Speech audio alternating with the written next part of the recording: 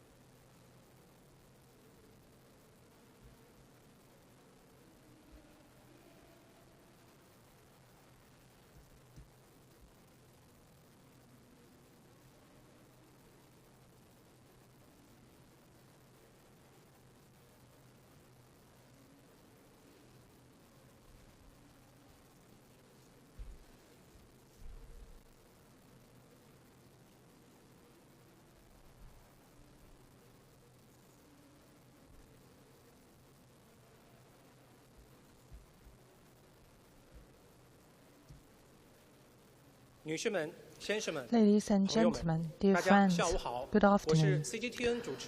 My name is Zheng Junfeng from CGTN. It's my great pleasure to meet you here at the second Supply Chain Expo and to attend this thematic event on green agriculture. Allow me to first introduce you to the delegates. We have Ms. Li Qingshuang, Vice Chairperson of the CPPIT, and academician of the Chinese Academy of Engineering, Director of National Engineering Research Center for Information Technology in Agriculture, Mr. Zhao Chunjiang, Director and President of Sinochem Holdings, Mr. Zhao Jian.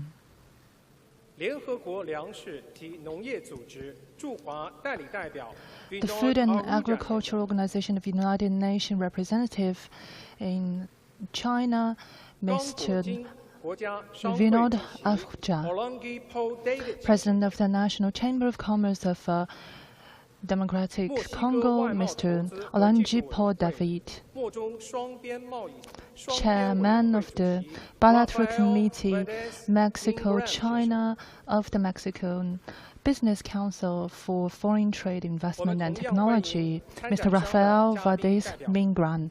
We are also happy to welcome all of the delegates. Let's now first give the floor to Ms. Li Qingshuang, the Vice Chairperson of CCPIT.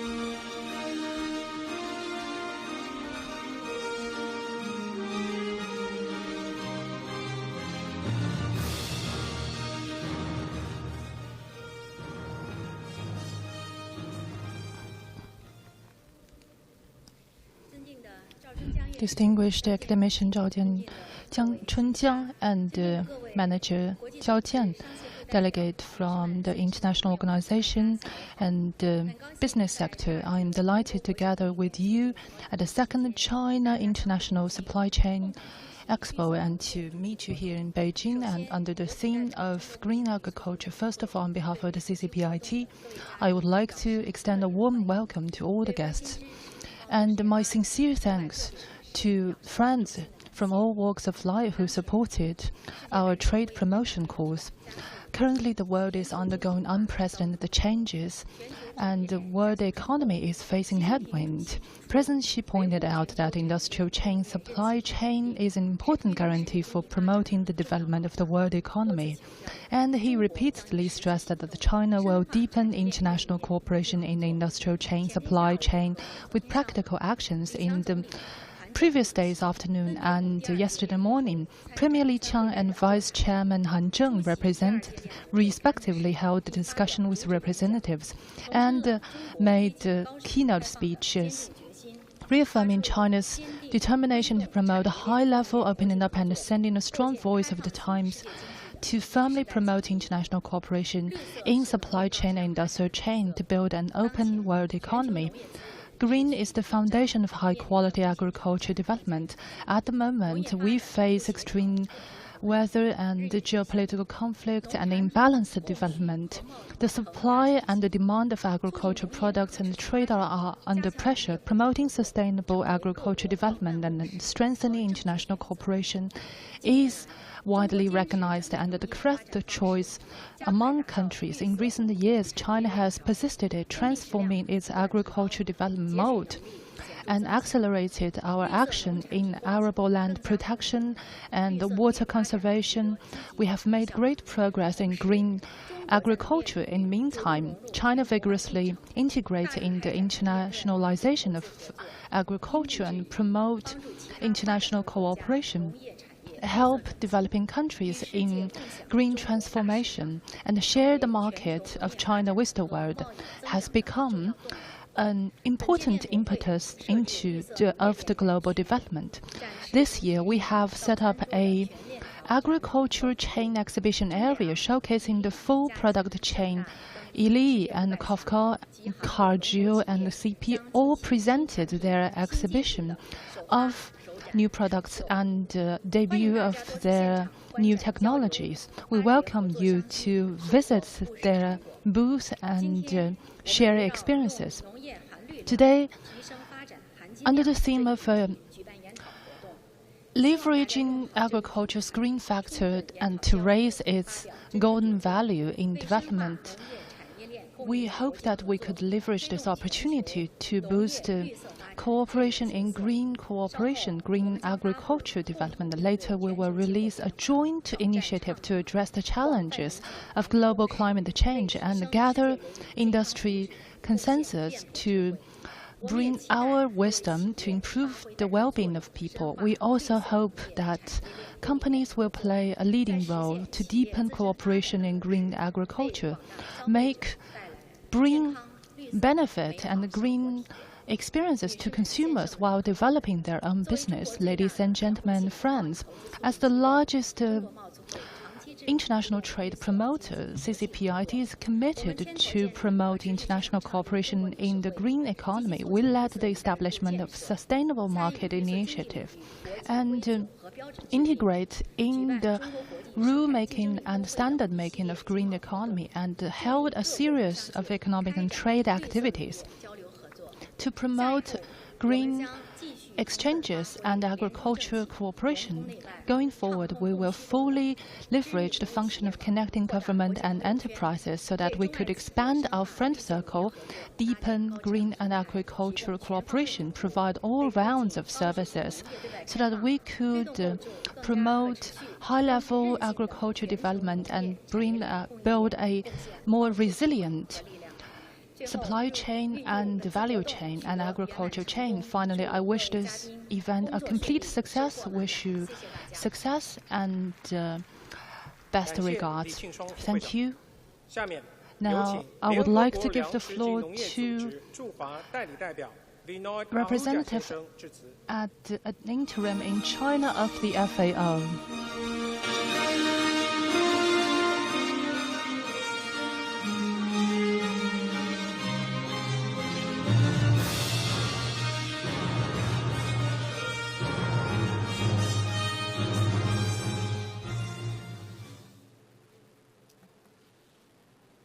Distinguished leaders and guests, ladies and gentlemen, a very good afternoon. It's really a privilege for me to join you at this thematic event on green agriculture.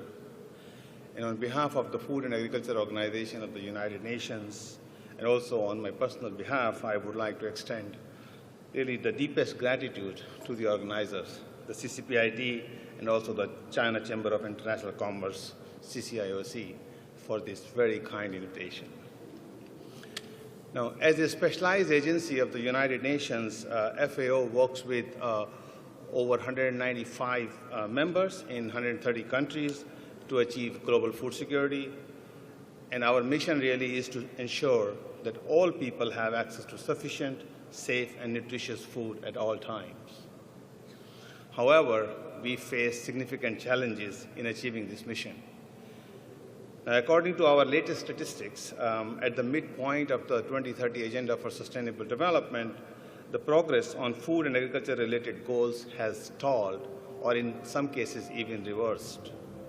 In 2023, between 713 and 757 million people, which is about 9 to 9.5% of the global population, were undernourished. And our projections show that almost 580 million people will still face hunger by 2030.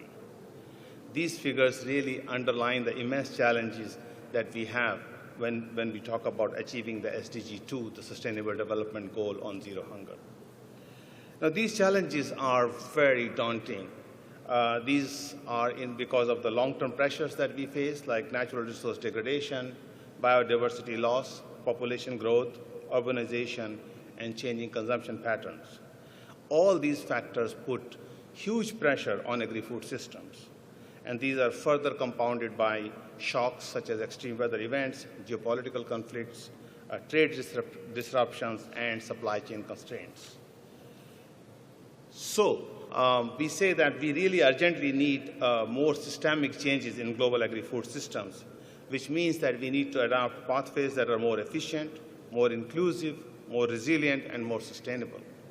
And in this context, I think green agriculture really becomes the key. Now, green agriculture integrates the green development agenda into agri-food systems. It reduces natural resource competition. It reduces environmental pressures while also improving efficiency. And beyond production, of course, it needs to span through the entire value chain, from processing and packaging to storage, transportation, and consumption. Now, embedding sustainability across all stages ensures equitable access to food while safeguarding environmental and social well-being. It can also help to adapt and recover from disruptions, ensuring food security, improving nutrition, and also decent livelihoods. Agricultural supply chains are really central to achieving these goals. These chains are the ones that influence how food is produced, how it is processed, how it is distributed, and these impact the sector's environmental, social, and economic sustainability. Making supply chain cleaner involves, for example, first, when it comes to enhancing resource use efficiency, we can do that through water optimization and renewable energy adoption. Promoting circular economy approaches, for example, by recycling agricultural byproducts. Improving traceability and transparency using technologies like blockchains to ensure sustainability standards. Reducing food loss and waste. As we all know, nearly 1/3 of all food produced globally is actually wasted. This also means fostering fair trade practices to ensure equitable benefits for all participants in the supply chain. And I can list many more strategies, but you understand what I'm talking about. So as one of the world's largest agricultural producers and consumers, China is really central to advancing green agriculture. The country has made commendable progress in integrating sustainability into agricultural development, including conservation tillage, reducing chemical fertilizer use, reducing pesticide use, and restoring degraded ecosystems. China also has these dual carbon goals, which means achieving peak carbon emissions by 2030 and also achieving carbon neutrality by 2060. And this demonstrates its commitment to embedding sustainability across all sectors, including agriculture. Given China's influence on global supply chains, the country can really lead by example and share its innovative practices globally. FAO is proud to partner with China to promote green agriculture. Together, we have advanced initiatives in climate-smart agriculture, in digital agriculture, and on sustainable value chains. FAO has a corporate program called One Country, One Product, which emphasizes the green development of special agricultural products. And this also is helping smallholder farmers across global markets while promoting sustainable practices. So, ladies and gentlemen, the transformation of agri-food systems really demands innovation and partnership. Technologies such as precision agriculture, digital farming, and renewable energy solutions optimize resource use and enhance productivity. China is a leader in agricultural innovation.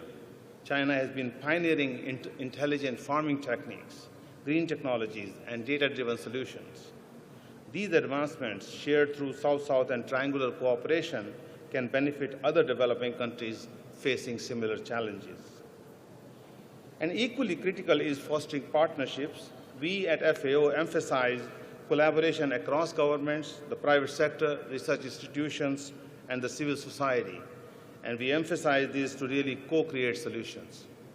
The achievement of the active involvement of youth and women in agriculture is also vital for inclusivity and for the adoption of fresh ideas.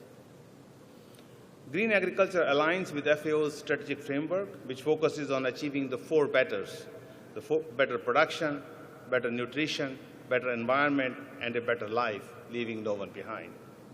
In China, we are committed to working for China, with China, and from China. And we want to leverage innovative technologies, and we want to share best practices. And through this, we would like to jointly advance green agriculture development and contribute to transforming global agri-food systems. And at the end, I would say that building sustainable agri-food systems is not just an agricultural challenge. It's more and more, it's becoming a societal imperative. By integrating green agriculture into supply chains, we can produce food that contributes to a healthier planet, that it contributes to thriving communities, and that it contributes to a brighter future. And we can achieve this together by trying out bold ideas, more innovative solutions, and by fostering collaborative partnerships. With that, I would like to once again thank the organizers for the invitation, and I wish you all a very productive and inspiring dialogue. Thank you, Xie. Thank you so much. Thank you for your acknowledgement in China's achievement in green agriculture. There's still so much we could do together. 下面有请 Next, let's welcome the Director and President of Sinochem Holdings, Mr. Jiao Jian, to make a speech. Welcome.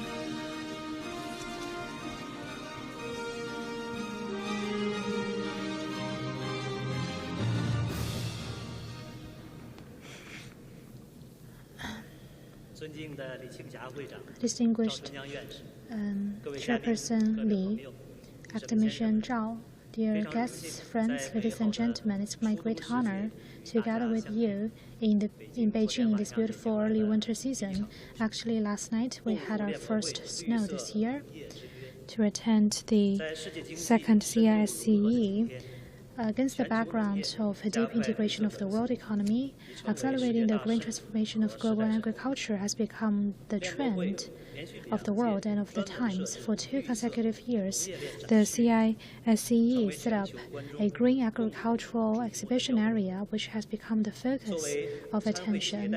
As a representative of participating enterprises, I would like to take this opportunity to express my heartfelt gratitude to the organizer for the thoughtful preparation and arrangement, and also express my utmost respect to the experts and colleagues in the green agricultural sector. Agriculture is the foundation of our survival, also an important pillar of the world economy. At present, extreme weather events are quite frequent around the world, and climate change is becoming increasingly severe. Global agriculture is looking forward to a new green revolution.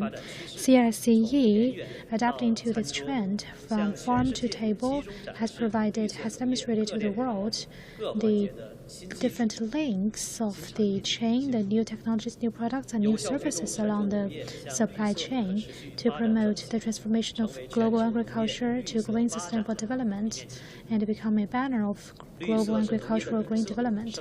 Green is the undertone of agriculture. Ecology is the foundation of agriculture. For a long time, the Chinese government has attached great importance to this and regarded promoting the green development of agriculture as a profound revolution. In 2021, the first special plan for agricultural green development was issued in China. The green agricultural transformation has entered a new stage. In recent years, the system of agricultural green development in China has been increasingly complete, and the development model has changed from resources intensive to sustainable utilization of resources. And CAAS and other departments have issued annual reports on agricultural green development for 6 consecutive years, sorting out the Chinese experience, demonstrating to the world the Chinese model and the Chinese plan. Enterprises are the key force to promote agricultural S&T innovation and realize green development of agriculture. We're delighted to see that the agricultural enterprises have become the leaders to promote the overall green transformation of agriculture in China. Their roles in developing and promoting green products, technical solutions, demonstrating and promoting agricultural green production, increasingly prominent. As an agricultural enterprise with the most comprehensive categories of agricultural inputs, Sinochem and the Syngenta Group have always adhered to our preference towards grain and to try to create grain core competitiveness so that more products and technologies can be applied in the fields and help to produce food on people's dining tables. We have always attached great importance to the agricultural innovation chain. Based on our global resources, we're cooperating with universities and research institutes to promote innovation and cooperation along the chain. We're also creating an open and cooperative S&T chain. We also emphasize the plantation industry chain. For the farmer households, we provide technical solutions to help them improve their plantation, their cultivation level, and create inclusive technical and service chain. We also emphasize give importance to the value chain of agricultural produce, give full play to the advantages of a global network, and efficiently connect global farms and Chinese consumers, provide high-quality products for the Chinese consumers, and try to build a mutually beneficial cooperation chain and a win-win chain. Here, I would like to thank you for your trust and support towards Sinochem and the Syngenta Group. Let's join hands together to strengthen our industrial and supply chain and to create a greener, more sustainable, and more beautiful future for the global agriculture and food system. I wish this event a complete success. Thank you very much. Thank you, Mr. Jiao. Next, I would like to give the floor to the President of the National Chamber of Commerce of DR Congo, Olangji Paul David. Welcome.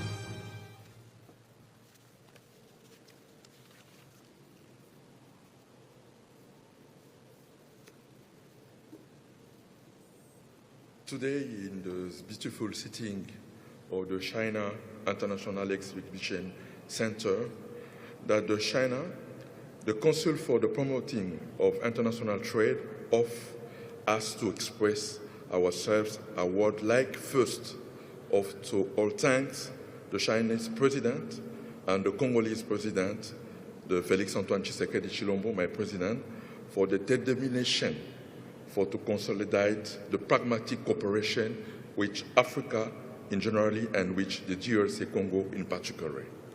This wish for bilateral relations toward a win-win strategic global partnership. The presence of the National Chamber of Commerce of DR Congo at this major event in Beijing is a part of this order of the two heads of state.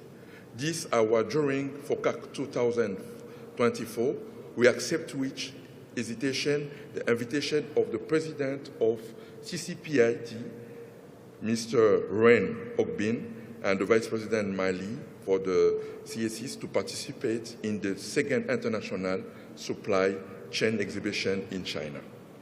The National Chamber of Commerce of DSA focus on two great sectors in our country and in Africa, the green agriculture and the green energy, which at 80 million arable land and 100,000 megawatts of energy potential, the DR Congo, the DRC rank is the world leader. The intersectoral document, Green for the Green Agriculture, or our government, represents a reference and the orientation instrument for the agricultural sector.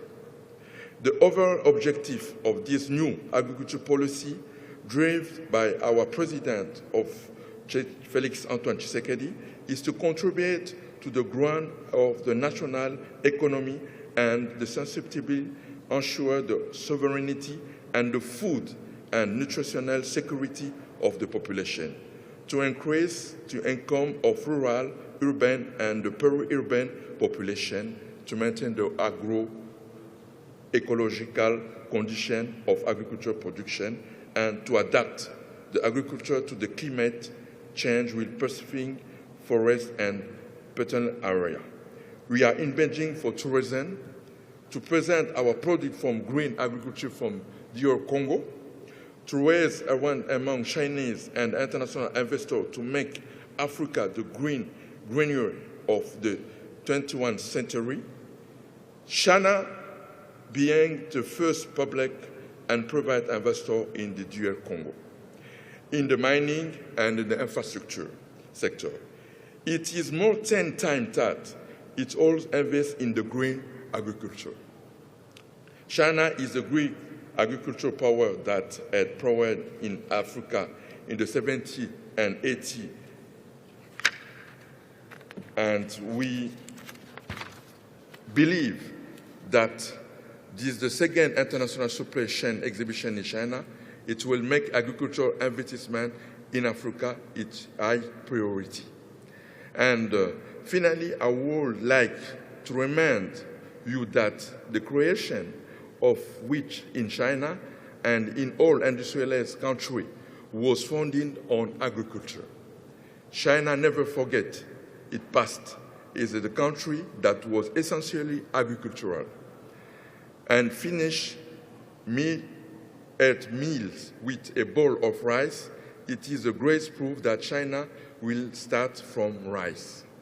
Thank you for your kind attention, and we are waiting for you in the DRC stand where you can show everything from DRC. Thank you very much. Thank you, Mr. Paul David, and thank you for traveling such a long distance to Beijing. I hope you enjoy your time at the Supply Chain Expo. 下面有请墨西哥外贸 Now I give the floor to the chairman of the Bilateral Committee of Mexico-China of the Mexican Business Council for Foreign Trade, Investment and Technology. Let's welcome Mr. Rafael Valdez Mingram.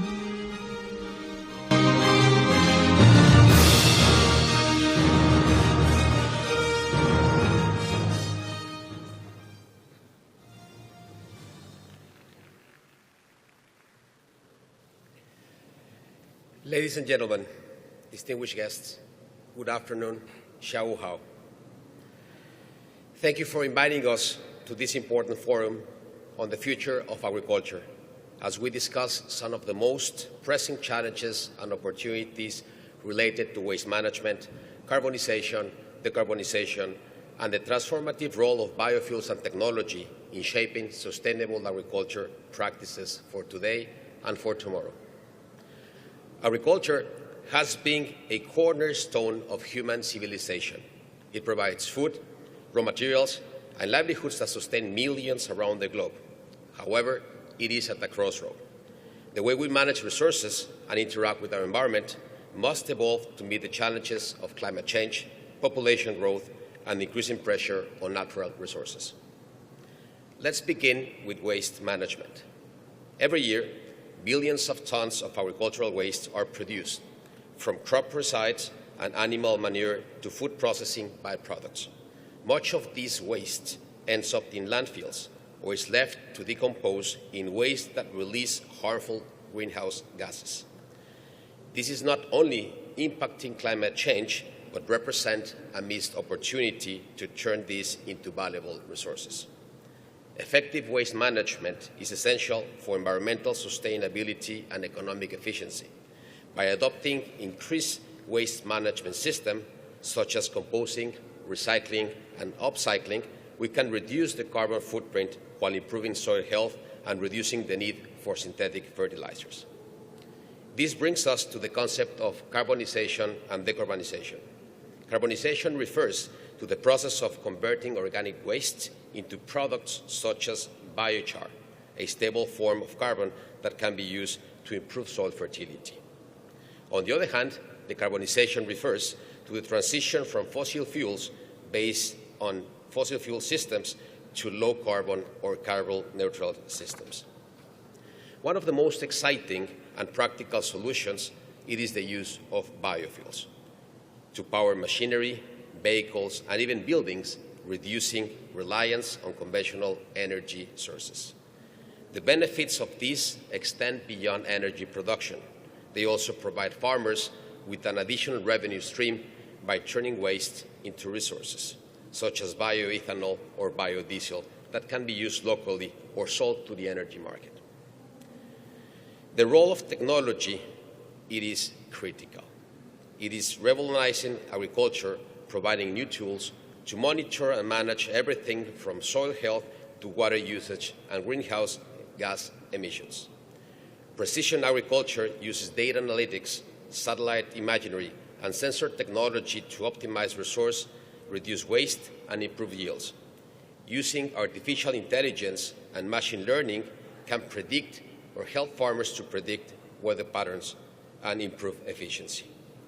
Innovations in technology and biotechnology are also helping to create more resilient, disease-resistant crops and enabling more efficient conversion of waste materials into biofuels.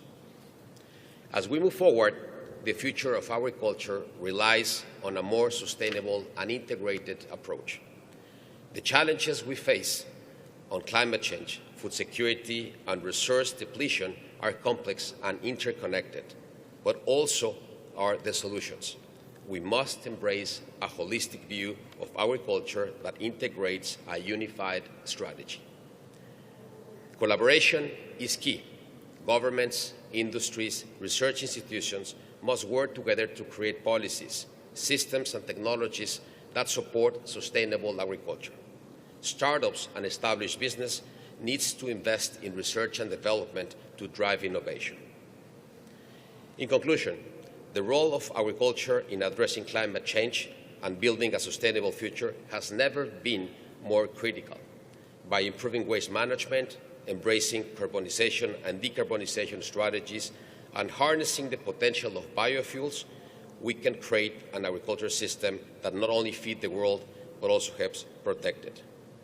On behalf of the Mexican Council for Foreign Trade, Investment and Technology, we extend an open invitation to all Mexican, Latin American, and Chinese companies to work together to commit across sectors, boundaries, and communities to drive all the necessary changes in agriculture. The solutions are within our reach, and the time to act, it is today. Thank you very much. 谢谢你. Thank you, Rafael. Mexico produces some of the world's most famous and successful food and pharmaceutical and agricultural products. We welcome more exchanges between China and Mexico.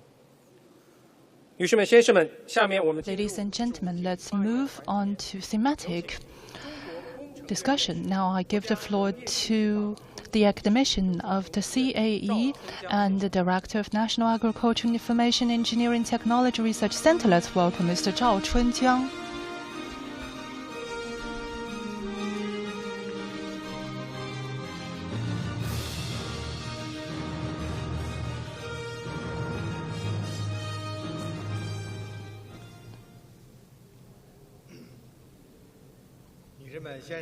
Ladies and gentlemen, good afternoon. The world is experiencing unprecedented changes and the challenges onto sustainable development. The future of agriculture is a common challenge. Green development is the road forward. Global climate change is strongly affecting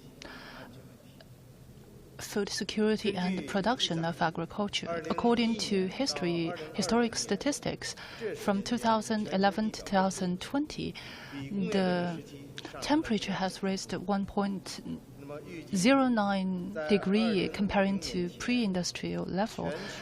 It is expected that before 2050, the goal of controlling temperature rise to under 1.5 is diminishing. And because of this, how we make development, climate change, has caused negative impact on agriculture, such as natural disasters and production reduction, which posed new challenges to agriculture industry. Based on scientific researches, climate change for really crops such as spring wheat and rice and wheat will leave 20% of reduction, 29%. Therefore, we should give strong special attention to agriculture and ensure highly efficient and green and sustainable development in agriculture. Agriculture is an important emitting sector of greenhouse gas, accounts for 34%, which includes methane and amino.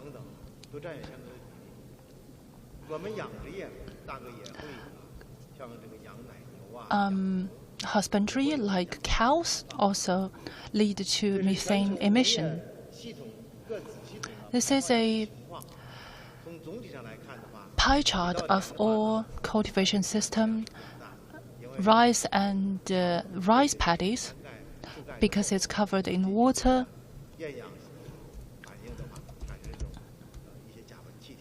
Therefore, the anaerobic effect will lead to more methane emission. Therefore, in the future, we should carry out more effective measures to reduce emission, increase resource efficiency, ensure green development, so that lay the foundation for development. Green agriculture is a key approach for sustainable development, which means the application of technological solutions to improve productivity and reduce emission. It's a combination of economic, social, and technological effectiveness and efficiency, which is meaningful for socio-economic development. Green development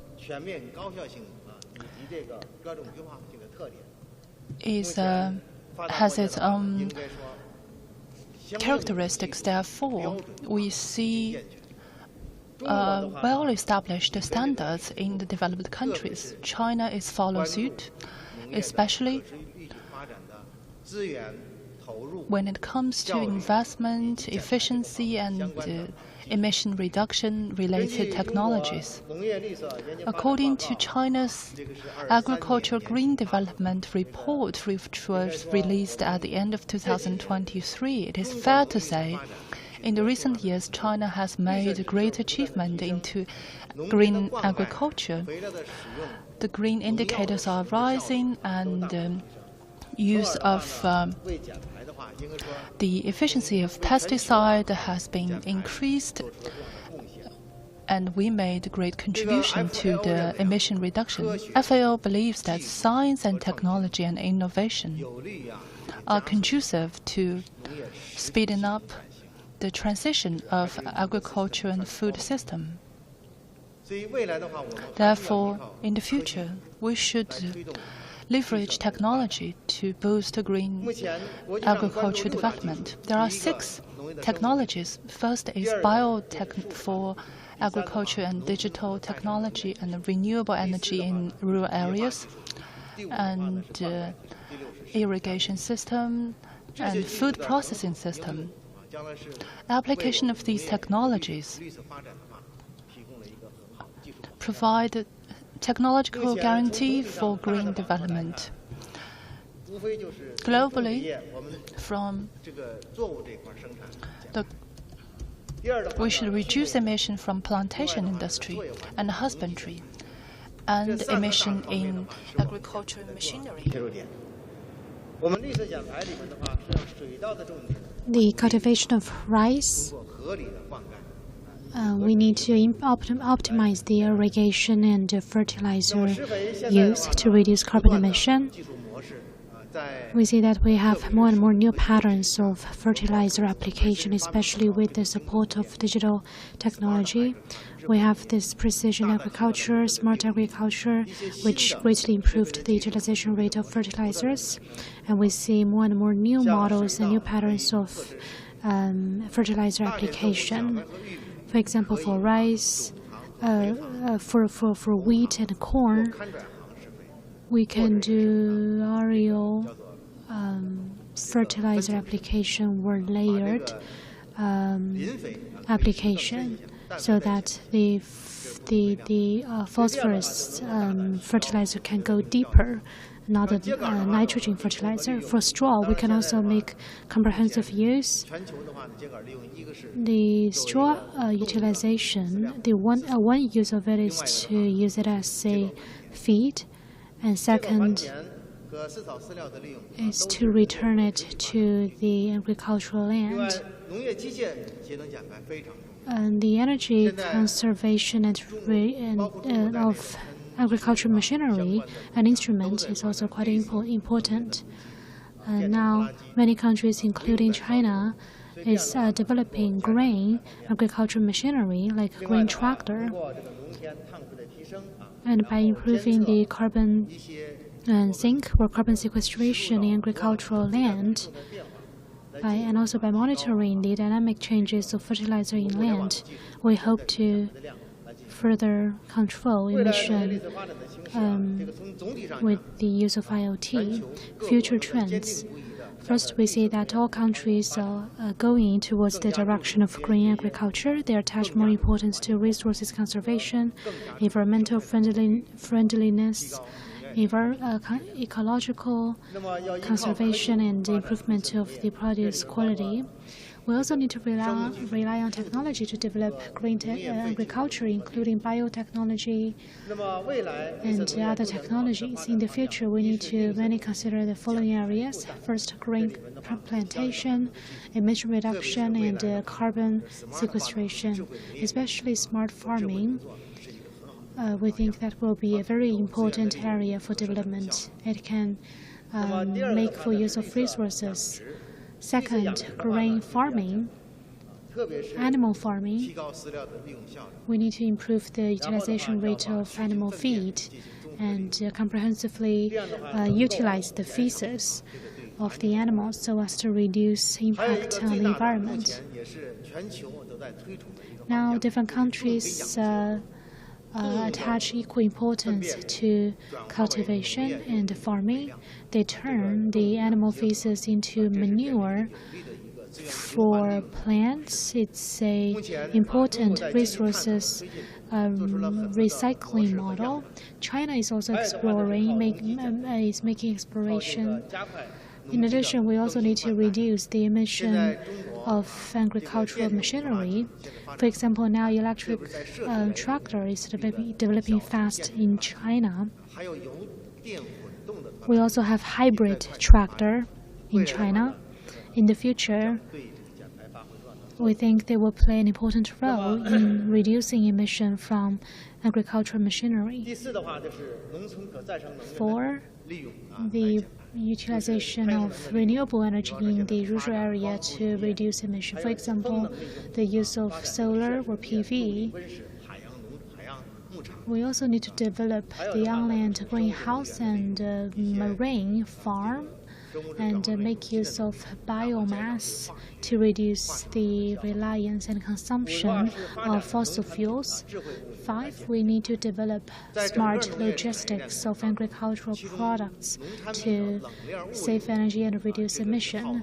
Cold chain logistics for transportation of agricultural produce is most energy intensive, but the cold chain is a must to ensure quality of the produce. But during the transportation, how can we save energy and reduce emission? I think we need to develop energy-intensive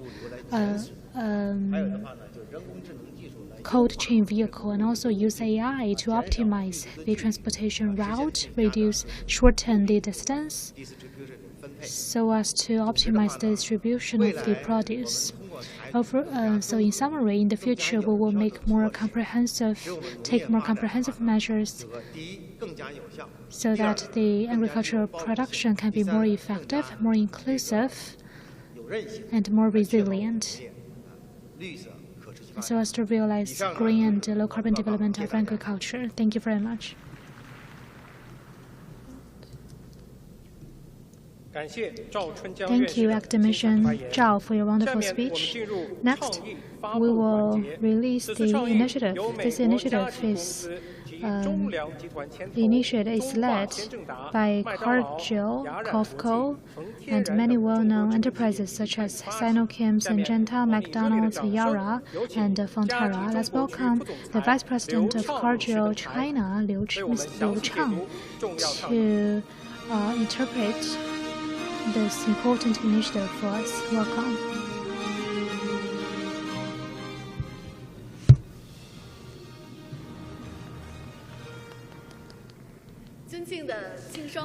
Respected Chairperson Jing Shuang, leaders, guests, good afternoon.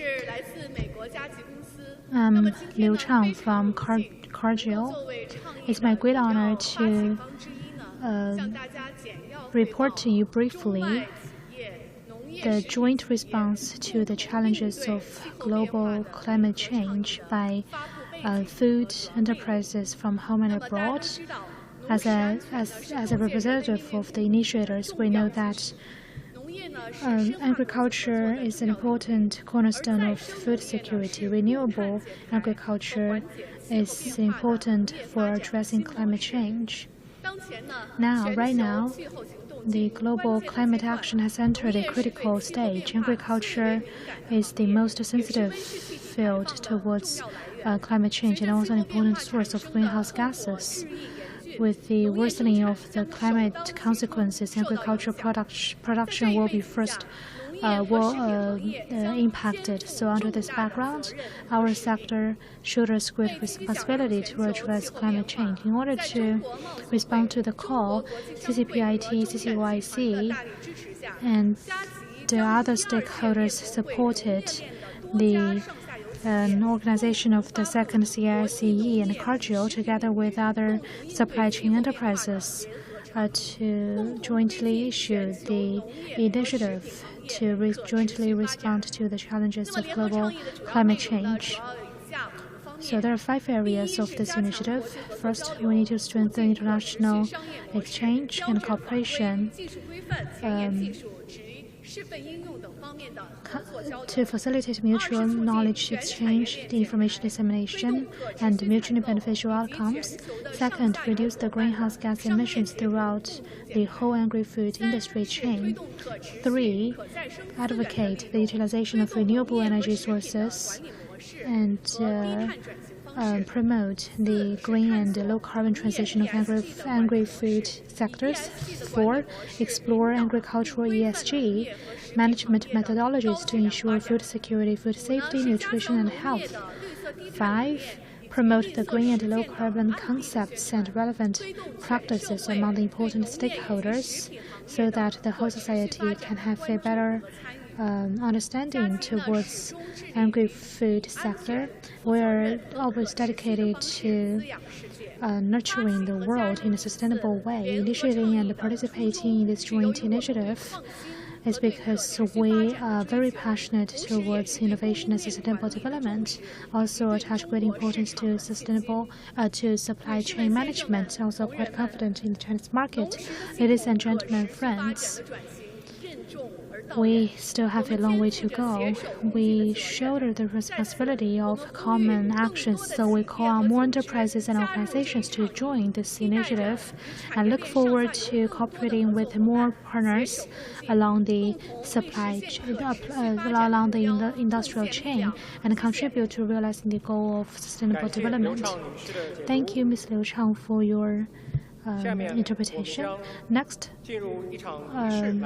will have a ceremony to witness the launch of the initiative. Let's welcome to the stage representatives from Cargill, COFCO, Yara, Syngenta, Wuliangye Group, Chinese Academy of Agricultural Mechanization Sciences, Yunnan Shenong Group, Burger King, Ely Group, Fonterra, McDonald's, Budweiser, OIG, and Suntory. Please come to the stage to launch the initiative for us. Thank you.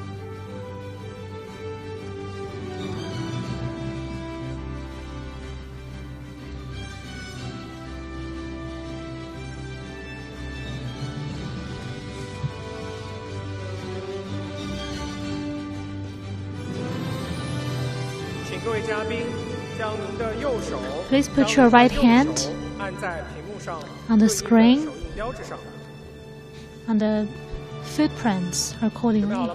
Are you ready? 3,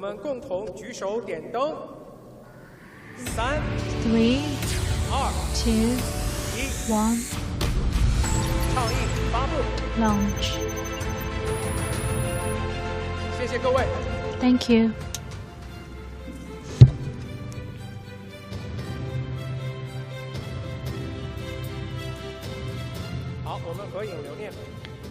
Let's take a group photo. Thank you once again. Now you can go back to your seats.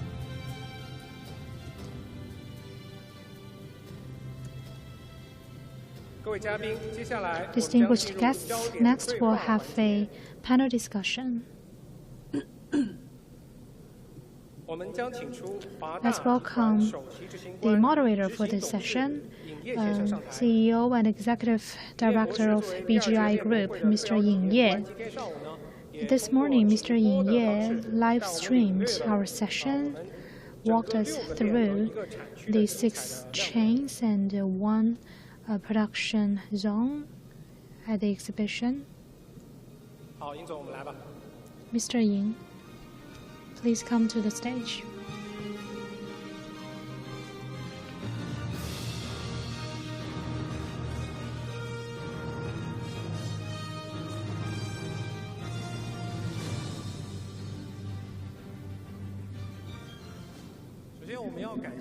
First of all, I would like to thank Mr. Ying, because even professional organization as CGTN cannot have 3 hour or 3 hour and a half of live streaming, but you did this morning.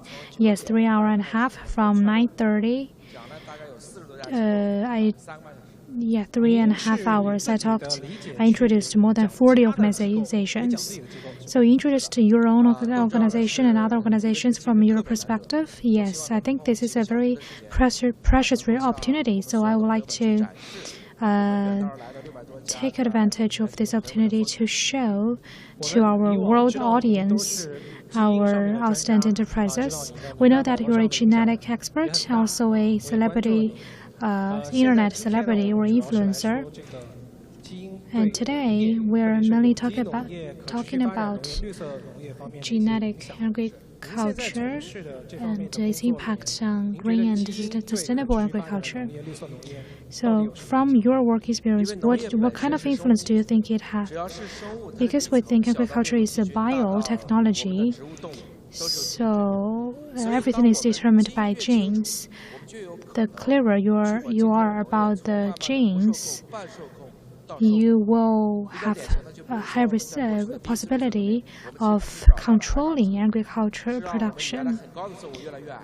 For example, we identified the short stem gene. Now we can turn some very high plant shorter.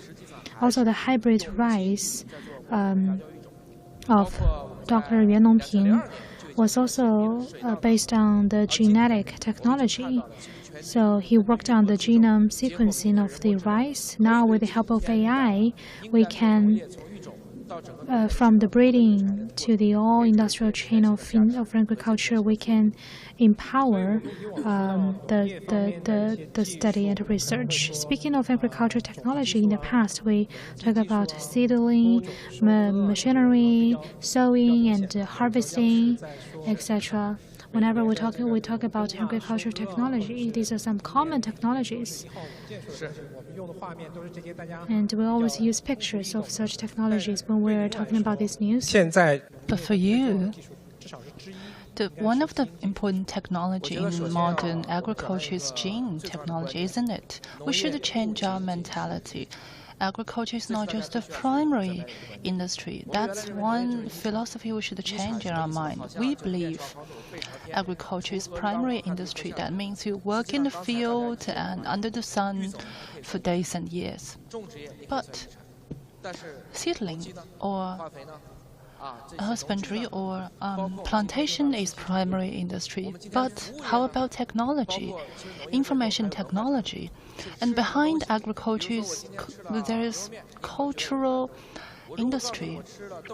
If I had douzhe from you might detect I am from Beijing. If I had coffee, you might wonder if I'm from Ethiopia. So agriculture is actually the combination of all the industries. Only by changing this perspective, we can understand agriculture in a more refined and detailed, minor perspective. If we can develop agriculture in the space, this is a way must. Do not see agriculture is the basic industry or the primary industry. Even when today industrial and technology advances so fast, we haven't really managed the agriculture industry well. Therefore, 20% of people in the world are suffering from malnutrition. 300 million people in Africa is still struggling under the hunger line. Every time when there's war or conflict in the world, food security will be dampened. And this is a fundamental challenge to the world. The security, the safety of agriculture, that's what FAO of the United Nations is paying a lot of attention to. And we have our friends coming from Africa, also from Mexico. They are doing a lot of work to secure food safety. You know, our guests on the stage just talked about 300 million people are still suffering from hunger nowadays. 所以我们觉得还是没有完全搞定。我们有时候还会听到一些气候变化或者是黄。Therefore, so it's not completely solved. We hear climate change and locust affecting production. Now let's move on to a new topic about genome on seedling. If seeding is a technology, it comprises of different chains, right? Yes. The longest chain exists in agriculture is a whole life cycle and covers all kinds of chain, including for seed. There is gene-modified seed and traditional seed. I believe in the future there will be space cultivated seed and synthesized seed. We see seed is cultivated in the space. We need genome mutation to induce new type of variety in the space. That depends on the accidental chances. There are 8,000 types of high-level animals and breed of food. China makes contribution of 80%. BGI participated in, for example, like potato, tomato, and wheat. We made contribution to it, and including millet. As I know that China's contribution in the human genome contribution is 1%, but for 8,000 crops, China is making 50 to 55% of contribution. Yes, it comes from BGI and other partners. A guest said that China is an agricultural power. Is it fair to say that? Yes, I believe the biodiversity of crops in China is quite impressive. However, there is imbalance in development. We focus more on the main crops. Only less than 200 varieties of the main crops. So you might notice that varieties and species from Africa, we call them often crops, are not in our dictionary. I visited Kenya recently. We plan to create 100 often crops for Africa. However, there's a lack of financing. About a month ago, we were there. There was no funding for breeding. Now we have provided funding and conducted in the breeding of such kind of varieties and breeding. It's not just about becoming the power or be a dominant power in crop breeding and cultivation. We would like to share our technologies. I visited the Mexican booth this morning. We should thank Mexico because it's the hometown of chili, spicy chili. If you like coffee, because the hometown of coffee is Ethiopia. Today, Chinese people are able to find fruit and vegetables in our dinner table, and those were the benefit brought by the navigation time, and agriculture actually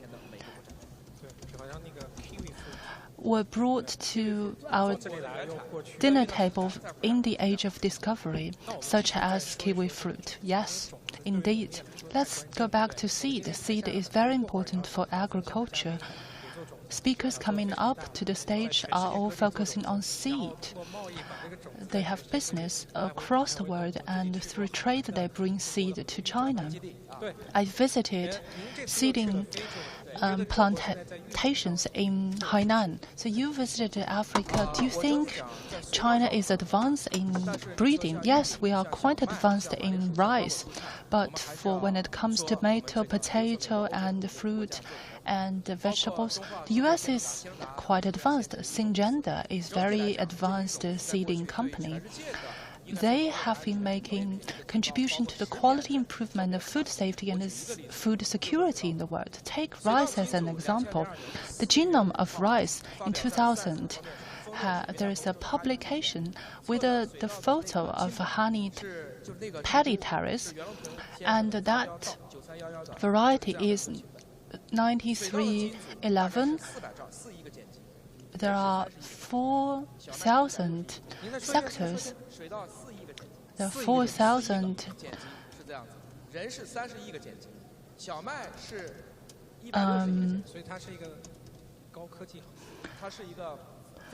gene base in rice. It's quite a lot. So the question is, can we make perennial rice from annual rice to perennial rice? Allow rice to grow every year, just like the tree. Is it possible?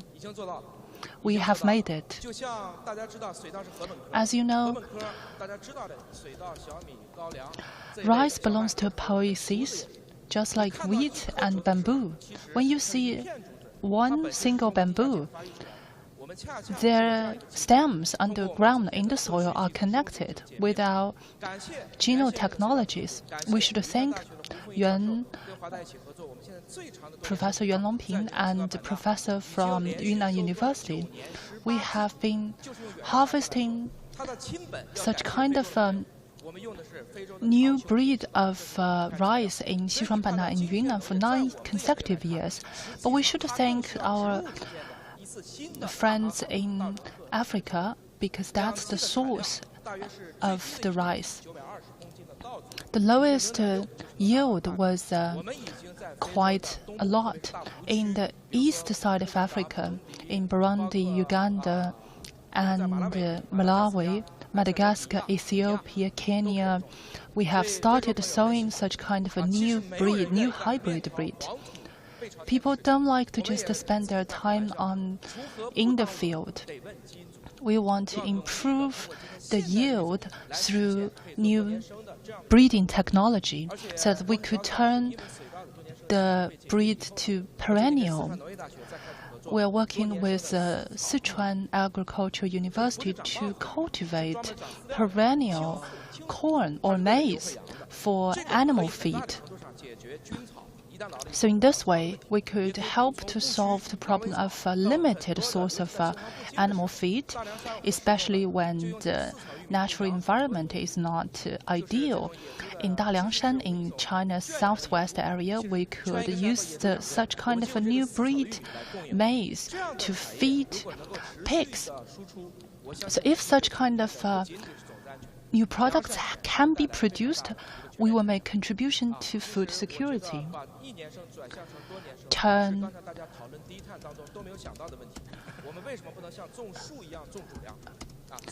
annual herb into perennial would be a great contribution to agriculture. This is something we should connect from breeding to whole industrial life cycle. Another exciting question is microbiome. Microorganism. So I see the demonstration of product in your booth. Thank you for the question. In E2, I just talked about perennial rice. You could visit our booth to understand what it is. We actually prepared cooked rice. You may try it. It's quite palatable. And another question is, I always talk about probio. People need probio. Do animals need that? Our digestive system is similar to the root and the stem of vegetations. We need a soil. Once you plant soil, a special microbiome in it will be able to capture carbon. If we add a little bit of a microorganism in it, it will enjoy better organism to capture carbon. Same question to babies with a natural birth, because babies will be exposed to more microorganisms during the birth canal to acquire more favorable organism. And through similar technology, we are able to increase the yield in the field, in soil field. So we will use similar technology. Instead of hybrid breeding or genome technology, we are feeding probiotics to rice, to soil bean. So how is it related to the birth of a mammal, of human to the soil? Could you elaborate it again? So be more specific. We plant soybean, and soybean contains protein. It's very important product. It contains protein is because it captures animal, and it cannot really turn nitrogen into amino acid. It's because there is a microbiome in their stem and root to turn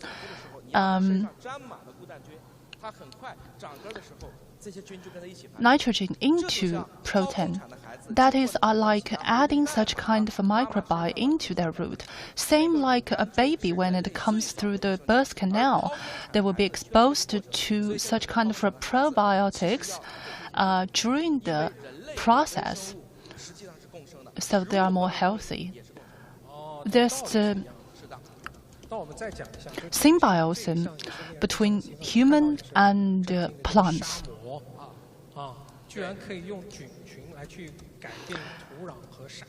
Next example is that I see that probio can help to change the environment of desert.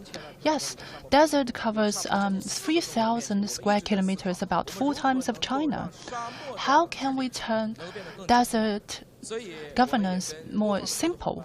We work with multiple partners, such as Professor Yi from Jiaotong University. We use a plant fiber to make a mix with the desert, to turn desert into a film, just like the way you make flour dough.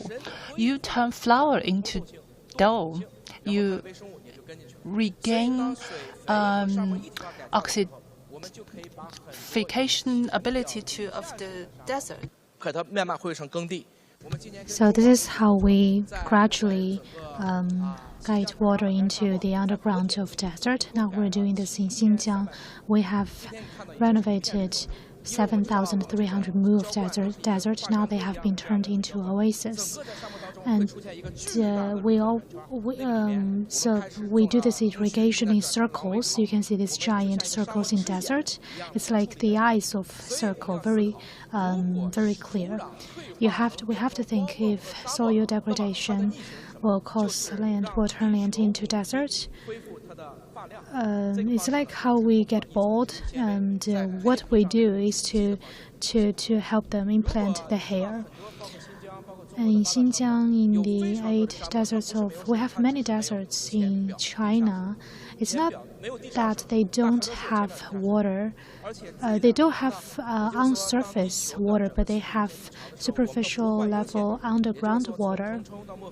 From Tanchong to Mohe, we can see the water line moving, and this is a good news. This means we have a more water reserve and a new water source to the previously arid land. So what we're doing is to challenge the traditional idea about agriculture. We want to turn it into a high value-added, high service value new industry. We think that's the future direction of agriculture, of green agriculture. Very well said. Thank you. Very passionate about your own cause. I would like to ask a follow-up question because I am from the finance sector. To cope with climate change and developing biodiversity, I think what you're doing is really good. But you have a listed company, so how is your sustainability of your listed company's business? We don't do that in that company. We're still incubating this business. This sand membrane now has been applied in 6 provinces of northeastern China and also in Tibet.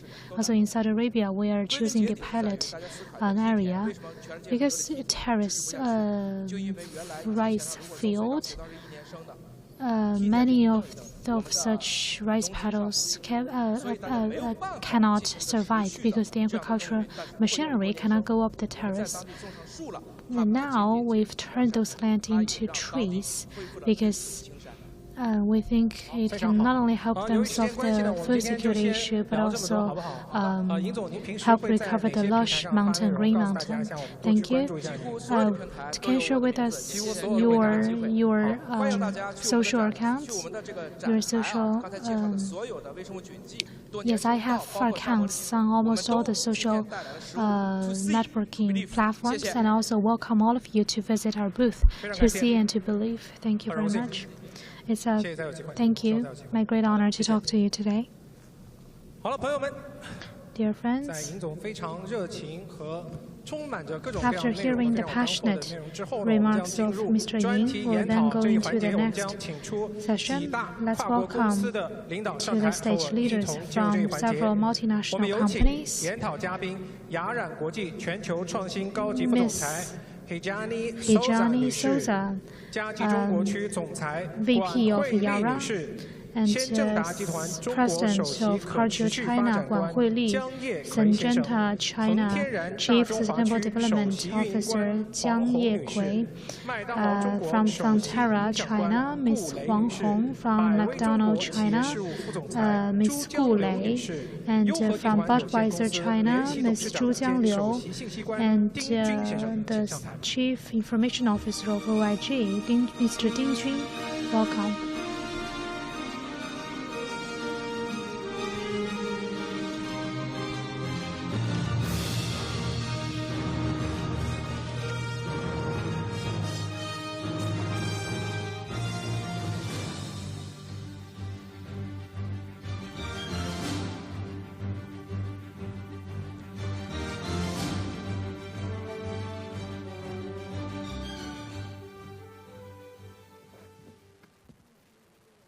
I believe you're all familiar with their companies, but still I would like to give them an opportunity to briefly introduce your organization, also yourself, in 1 minute. Okay, let's start from Ms. Zhu. Welcome.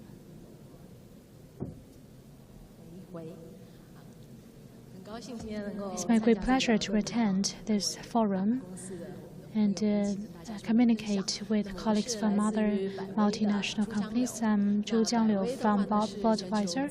Budweiser is the world's largest beer and drink manufacturer. We have more than 500 brands all over the world.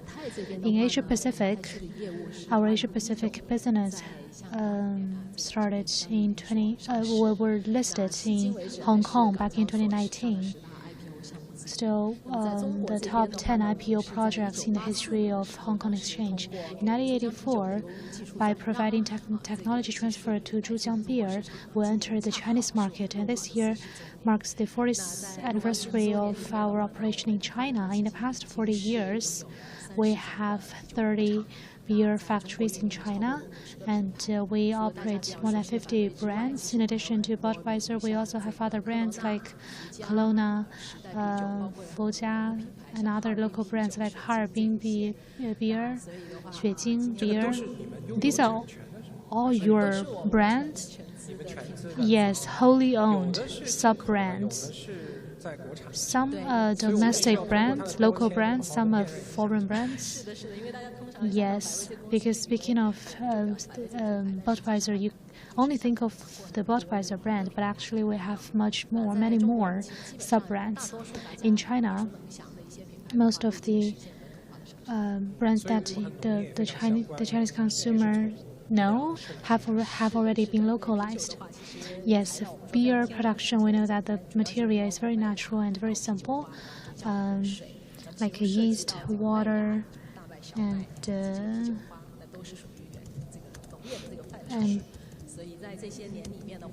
the malt, as well as hop or the Lampulis. So in the past few decades, we tried our best to localize the production of such raw materials, especially high-quality plantation and procurement of such raw materials for barley or malt. In 2021, in Gansu province, we started working with the CAAS and the local farmers. We introduced a very high-quality barley variety or breed, and did hybrid plantation with the local breed. We call it MP number 1 and number 4. And we also cooperated with Jiangsu Nongken Corporation in Jiangsu Sheyang City. Now we have a very large-scale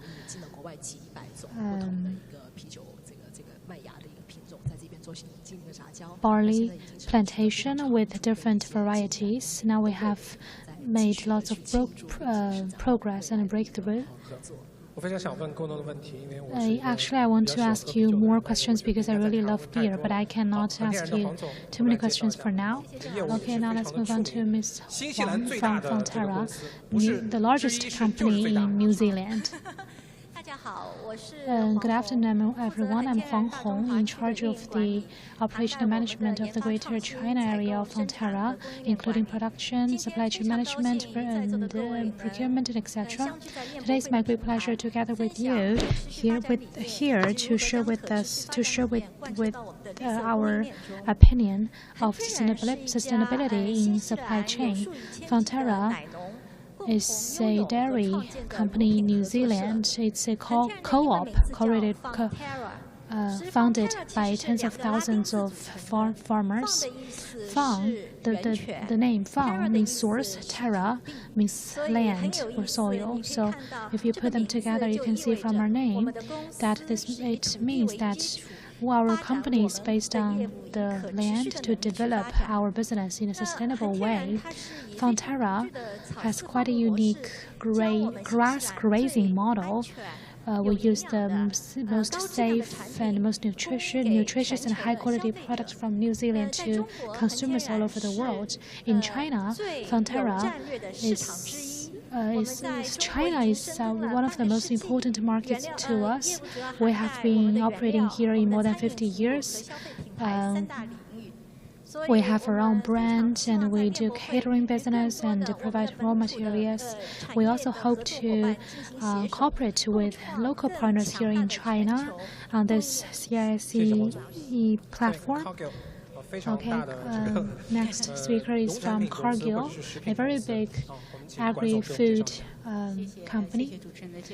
Yes, thank you. It's also my great honor to come here on behalf of Cargill to attend this forum. First of all, I'd like to introduce Cargill. Cargill was founded in 1865. We have 160 years of history, and in more than 70 countries and regions, we have businesses. In agriculture and food sector, we're a world leader. In 2023, our global revenue reached more than 160 billion US dollars, ranking the top of the non-listed companies in the U.S. because we are not a listed company, so we do not enter the Fortune 500 companies. But if you calculate our revenue, actually we rank among the 40.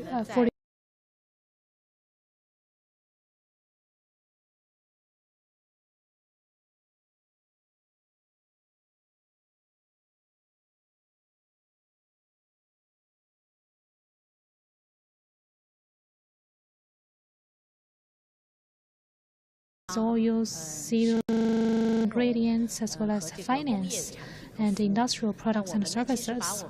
For us, our positioning is a connector. We're a connector. We hope to connect China with the world agri-food supply chain to help China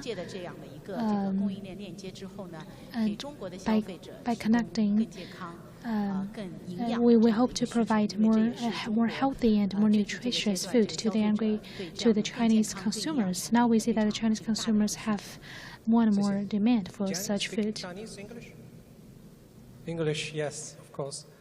Ijani from Yara. We know Yara's from Norway. It's a very big fertilizer producer. Tell us about you and your company.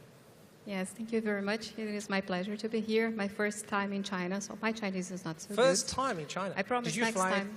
I flew from Norway. You flew from Norway, wow. Yes. Thank you for being here. Thank you very much for having me.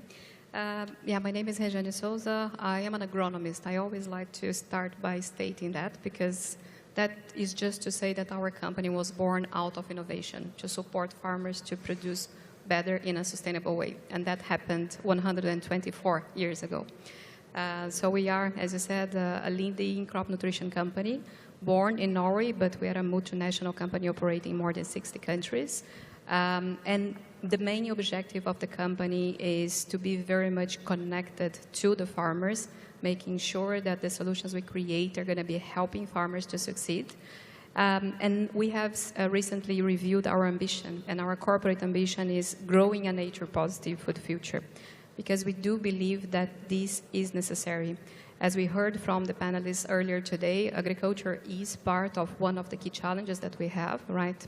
25% of the greenhouse gas emissions come from agriculture, 70% of the water consumption goes to agriculture, but nevertheless, agriculture is a very important lever for us right now and for the future as well. So the main focus of the company is on the decarbonization, so ensuring that we can reduce emissions when it comes to producing fertilizers, mineral fertilizers. It is about focusing on regenerative agriculture as the way to grow food for the future, ensuring that we can protect soil health, decarbonize the application of nitrogen in the field as well by using digital technology, and ensuring that we can do this, following nutrient use efficiency focus, ensuring that we can grow more with less input. And then ultimately, as I said, the farmers are very important, so ensuring that they have the prosperity to keep going is critical. I think if there is a topic that is bringing everyone together is food, right? And we need farmers at least 3 times a day if we are fortunate enough to afford the food that we put on the table. So it is of our interest to come together to try to fix the food system for the future. And in China, we have a history that started in 1913. So more than 100 years that we have been present in the country, and we have Really? been... 1913? Yes, and we have been growing our footprint as well, being side by side with farmers and with partners as well. Recently, we have launched a new headquarters in Shanghai, a new digital hub to develop new technology and digital tools for Chinese farmers in 2022. And last year, we launched a new water-soluble plant to produce water-soluble fertilizers for fertigation as well. And hopefully the strategy in China is to keep growing side by side with the Chinese farmers as well. Yeah, because I think you took a lot of efforts flying from Norway to China. I'm going to give you more time in this because Norway is a country that pays so much attention to climate, to keeping everything clean. We know that. How come your country, so north, so cold? Like Beijing today is very cold, right? I almost got a cold. That's why I have a sore throat.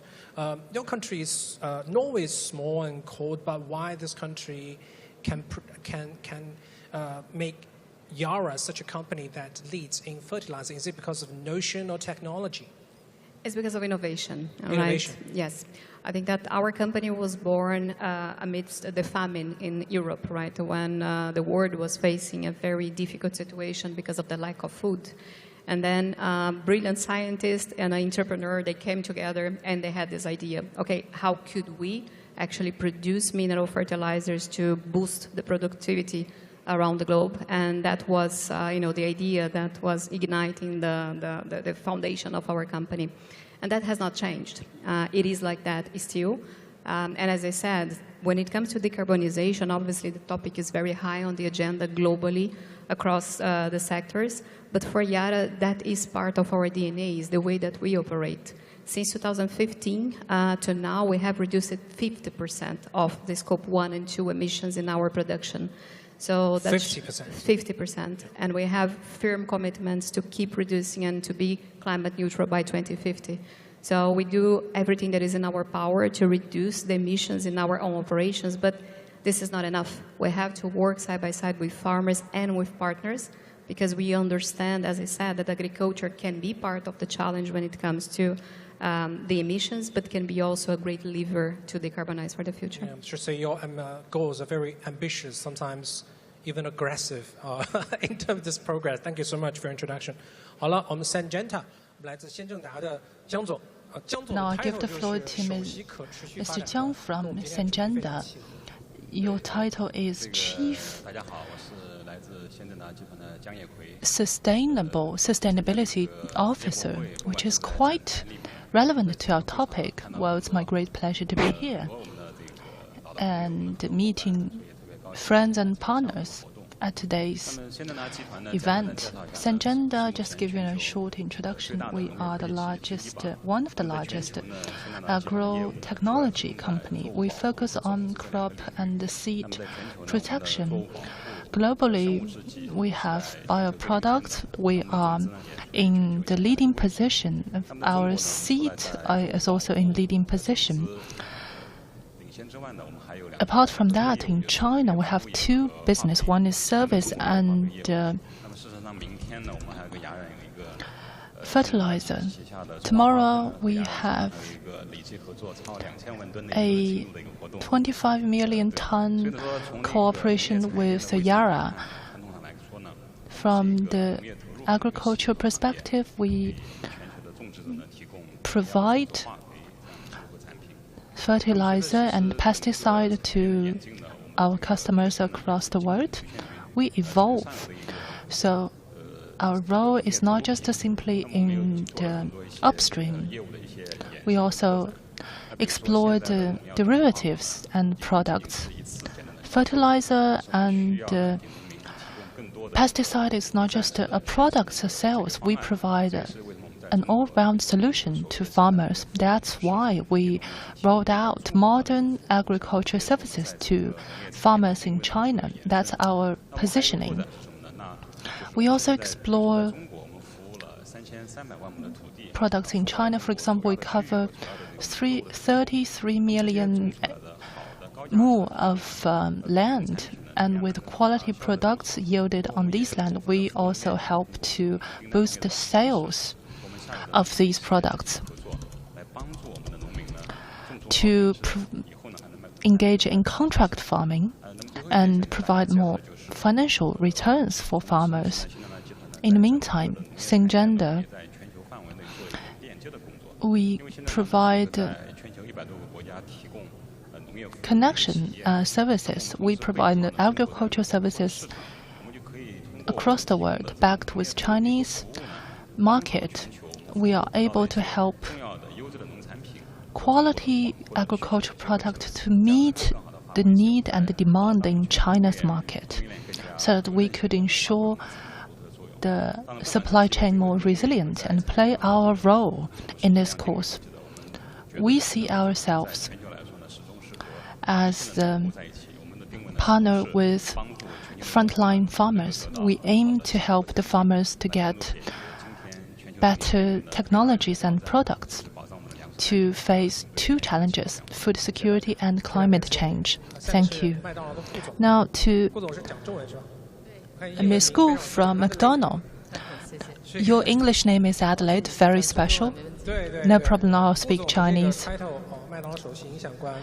Ms. Gu is the Chief Impact Officer of McDonald. What did you have? I asked Mr. Ying, what did you have? And he said, McDonald. Why is McDonald so influential? Ladies and gentlemen, thank you for your introduction. My name is Adelaide Gu from McDonald. Speaking of McDonald, just like you said, I'm sure you all had McDonald or visited McDonald. McDonald operates in China in 1990. We have 6,500 restaurants. We serve 1.2 billion people every year. We have establishment in 300 cities. This has provided us very good foundation. In 2017, due to CITIC assets and the CITIC consortium established a strategic partnership with McDonald International, established a Jinggumen business, and McDonald's business in China entered a new era called the Jinggumen era, and we speed up our development. Our success relies on the strong supply chain success. We work with our employees and our supplier. We establish a triangular model from farm to dinner table. We have been promoting our green sustainable supply chain and development. All of these have strengthened our foundation to better serve our customers.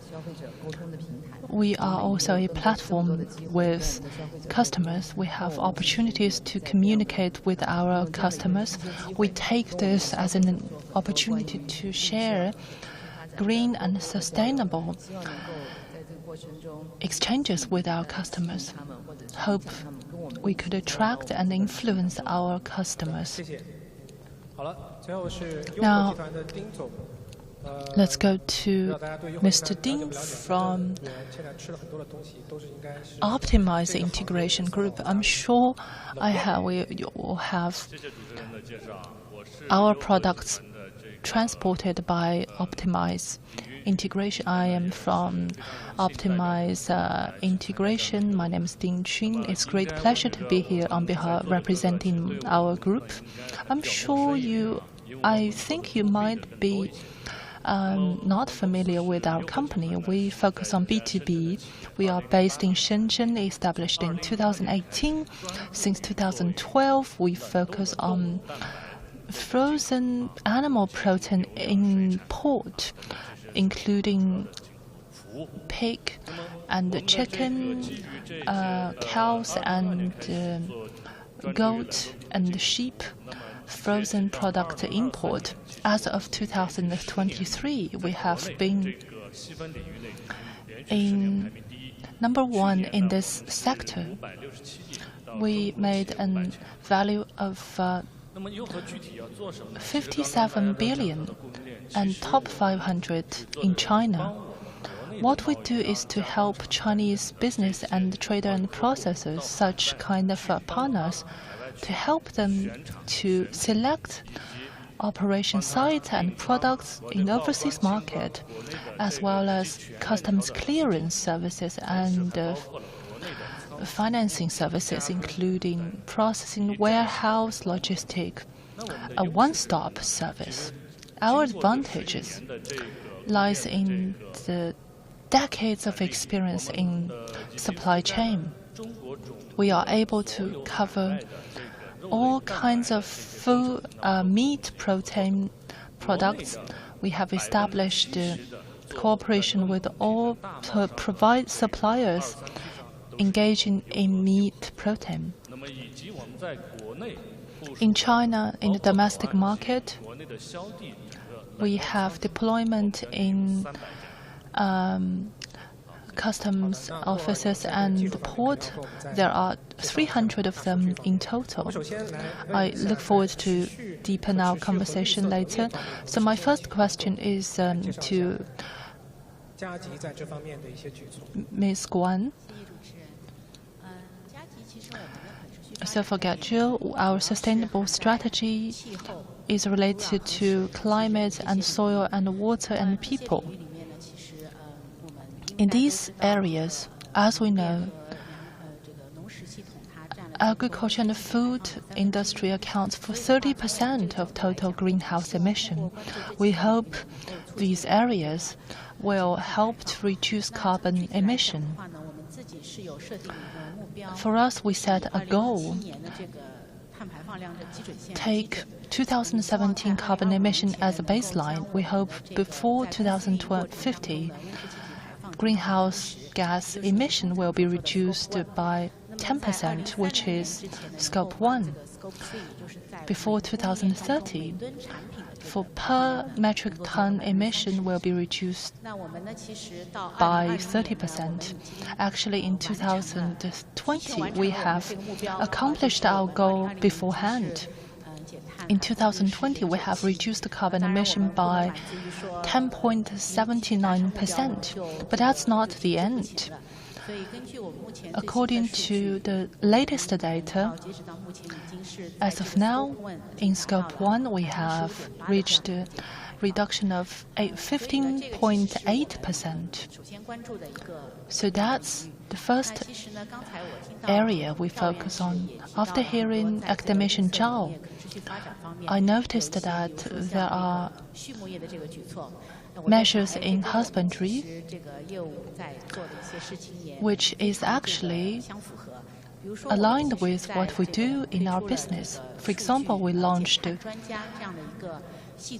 data experts on carbon reduction. This system helps the farms to increase efficiency.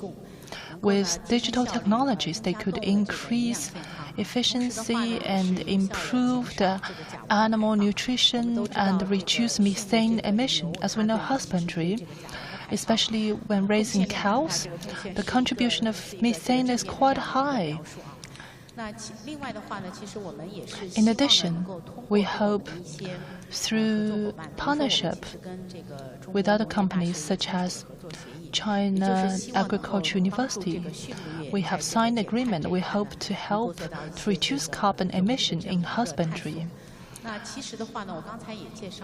I also talked about agriculture and food business. We hope we have upgraded our R&D center in Shanghai. Through R&D, we can provide Chinese and Asian customers more healthy and nutritious food. China has a big market. The consumer base in China pursue more sustainable, nutritious product. Thank you very much. Now, Ms. Gu from McDonald's. For many years, you don't see much changes in the product catalog. However, in the back end, I'm sure there are approaches to make it more sustainable and reduce the emission and energy. Could you share with us? Thank you for your question. You mentioned not much change in the product catalog. It's because we adhere to our core products, such as the most favored Mega Burger and double cheeseburger and the chicken burger. There's no change there. However, every year, based on customer preference, we launch 200 time-limited new products. So the success of such products has closely related to the efforts of the supply chain from farm to table. It takes a very long time. I heard that you also issued some desserts like macaron. Yes, some limited edition new products, including some desserts. And we have to thank the supply chain for that.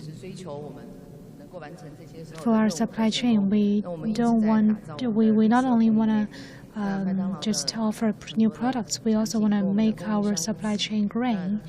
Together with our suppliers, first in sustainable supply chain, we have been making efforts for 30 years. So the suppliers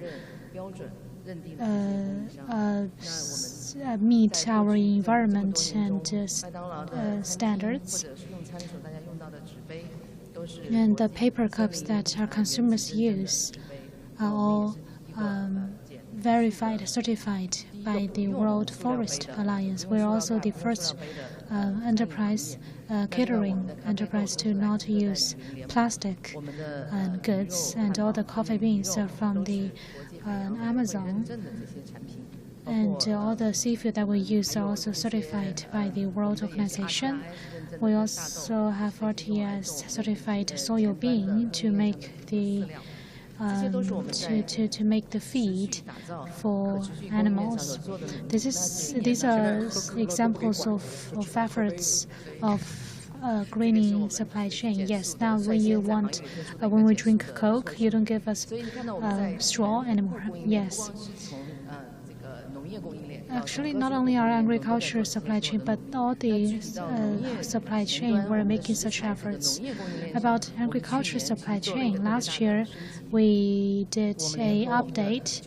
Together with 9 suppliers of ours, we launched the Renewable Agriculture Project or Plan. These 9 suppliers provide more than 90% of our food materials. So every year we procure about 300 kinds of agricultural materials. And this project focuses on land, water, animal, and farmer, covering all the links in the farming and cultivation. We're still implementing this project, such as the creation of the pilot farm and the training of farmers. After 1 year, we have trained more than 5,000 farmers for potato plantation. Now they can systematically use some new methodologies and techniques, like drip irrigation, to reduce carbon emission and realize sustainable agriculture. Thank you. When I take my children to eat McDonald's, I will have more stories to share with them. So McDonald's has a renewable agriculture plan. Syngenta, as a more like an upstream supply chain company, must also have similar actions. Yes. Like I mentioned before, for Syngenta, we work together with farmers. In agriculture, the most important capital goods like sun, air, water, these are all natural. So we are heavily impacted by nature. So if we don't protect the ecological environment well, it will hurt agricultural production. That's why we attach great importance to sustainable development of agriculture. In the first half of this year, we just launched a new sustainable development strategy where our priorities Now we have 4 priority sectors to promote sustainable development. The first one is more efficient cultivation or plantation. Through innovation and new products, we want to help the farmers to harvest more with smaller impact on the environment. Second, more healthier soil or land, because that's one of the most important capital goods, also a source for carbon sink. So if we adopt renewable agricultural practice, we can ensure that the land can help us produce enough food and also make it more healthy. Thirdly, we also emphasize on a more prosperous rural side. In China, in Southeast Asia, we serve many small and medium farmers. So their accessibility, their access to market, to technology and information is always faced with challenges. So that's the area we're working on. And lastly, more sustainable operation. Just now, many colleagues, many panelists already talked about this. On the one hand, we need to reduce our own emission. For example, fertilizer, pesticides, we have our own factories. We need to reduce emission from those areas. Second, in serving farmers and producing products, we also need to help them reduce their emissions. This is quite important because our downstream partners like McDonald's, big food companies, in the past, their procurement department attached more importance to quality and cost. But now, in addition to that, they also emphasize on the carbon footprint and the environmental friendliness of the agricultural produce. So do you have to prove that with your certification? How do you demonstrate, how do you prove that you're sustainable? Yes, first all the suppliers are certified, as I mentioned before. Syngenta or other more upstream suppliers like Cargill, we all live in this system. When they supply you products, they will also attach some environmental report of their products. To give you one simple example, for example, in Shandong province, we have planted some low-carbon wheat. The carbon emission from the wheat can be reduced by 30%.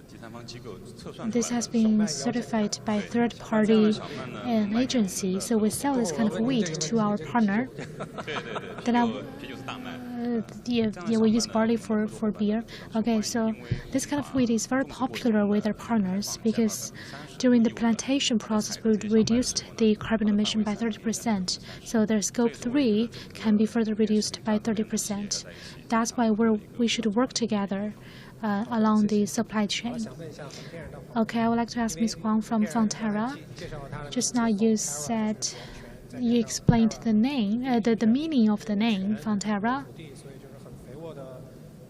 how you rely on the land, the soil, fertile land to develop your business, and also it's quite organic. It's kind of pasturing. You're trying to adopt a method with the minimal impact on the environment. So in New Zealand, we are working with tens of thousands of dairy farmers. How do you work with them to reduce their environmental impact? For example, when they want to increase the yield, how can you make sure that it's not at the cost of the environment?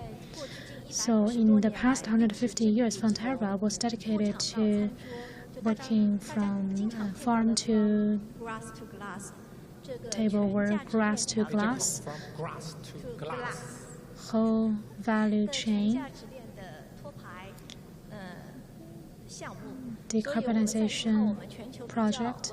We rely on our stable supply chain to provide the most nutritious dairy products to global consumers. Just now the moderator mentioned, how do we do this?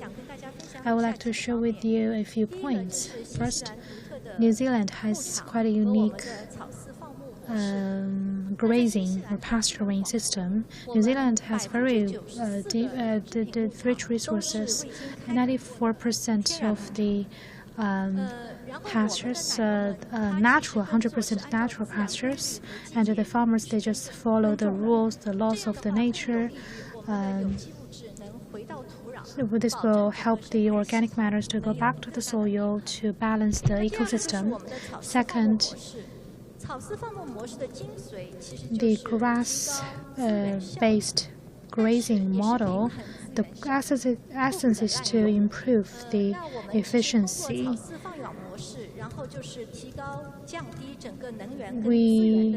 By doing that, we are reducing the consumption of resources, and thus reducing carbon emission. So this kind of grass-based grazing model is reputed in the system because the average carbon emission is much lower than the global average.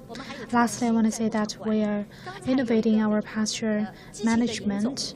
Just now, Mr. Yin asked us, we eat probiotics, and plants, they also eat probiotics. But I want to say that we also have probiotics for our cow.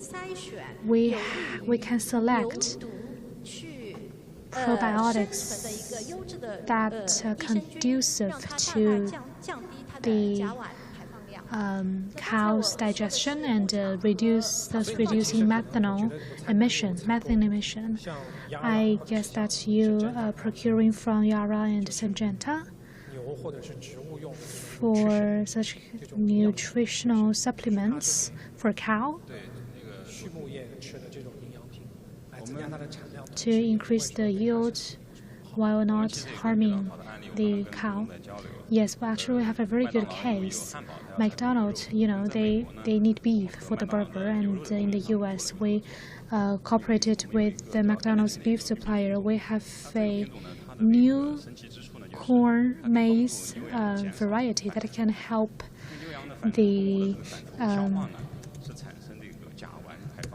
the rumination process of cows and sheep, and because that's a major source of methane. So by using that, they can rapidly turn the maize, the corn, into sugar, so the rumination process will be reduced, thus reducing the emission of methane. And by doing that, we can help them reduce 162,000 tons of CO2 every year. Controllable agriculture, very good example. So in New Zealand, when you're working with the local farmers, you do give probiotics to the cow to increase the yield while reducing their impact on the nature, on the environment. Yes, we have an International Innovation Center. So we produce this ourselves. We have solutions, supplements to improve the health and nutrition of our cow, and also increase the nutritional benefits of our dairy products, while not causing extra pressure on the pasture. That means they don't need to eat more grass to have the same amount of nutrition. Okay, thank you very much. Next, I would like to ask Ms. Chu from Budweiser. Now, when you're planting, they were talking about how they're reducing carbon emission when they're planting wheat. So for your company, are there any innovative measures that you take to reduce carbon emission? Okay, about industrial chain, that's a very broad question. From farm to table, we cover the whole industrial chain. Also, before 2024, we set the goal to realize net zero by 2024. So we spent lots of time and energy driving the change in the industrial chain. 2023, by the end of 2023, we actually realized the goal set originally for 2025, a carbon reduction of 25% in the industrial chain. And now we are shifting our focus to the scope 3. So you already reduced carbon emission by 25% by the end of 2023? Yes. So in 2040, you will realize net zero? Yes. The exhibition booth at this event also shows those characteristics. We have 4 pillars. First, safe climate action. Second, safeguard water, recyclable package, and sustainable agriculture. These are the 4 pillars. For climate action, now in China we have 3 factories that have been certified for carbon neutrality. We also have 4 factories that have realized 100% renewable electricity. During this process, and for the design of our exhibition booth, we showed a specific case. Before that, I would like to first tell you about the architecture of our company. We set up 100 accelerators. The goal is that by 2050, we want to incubate some solution provider startups by 2050 so that they can help solve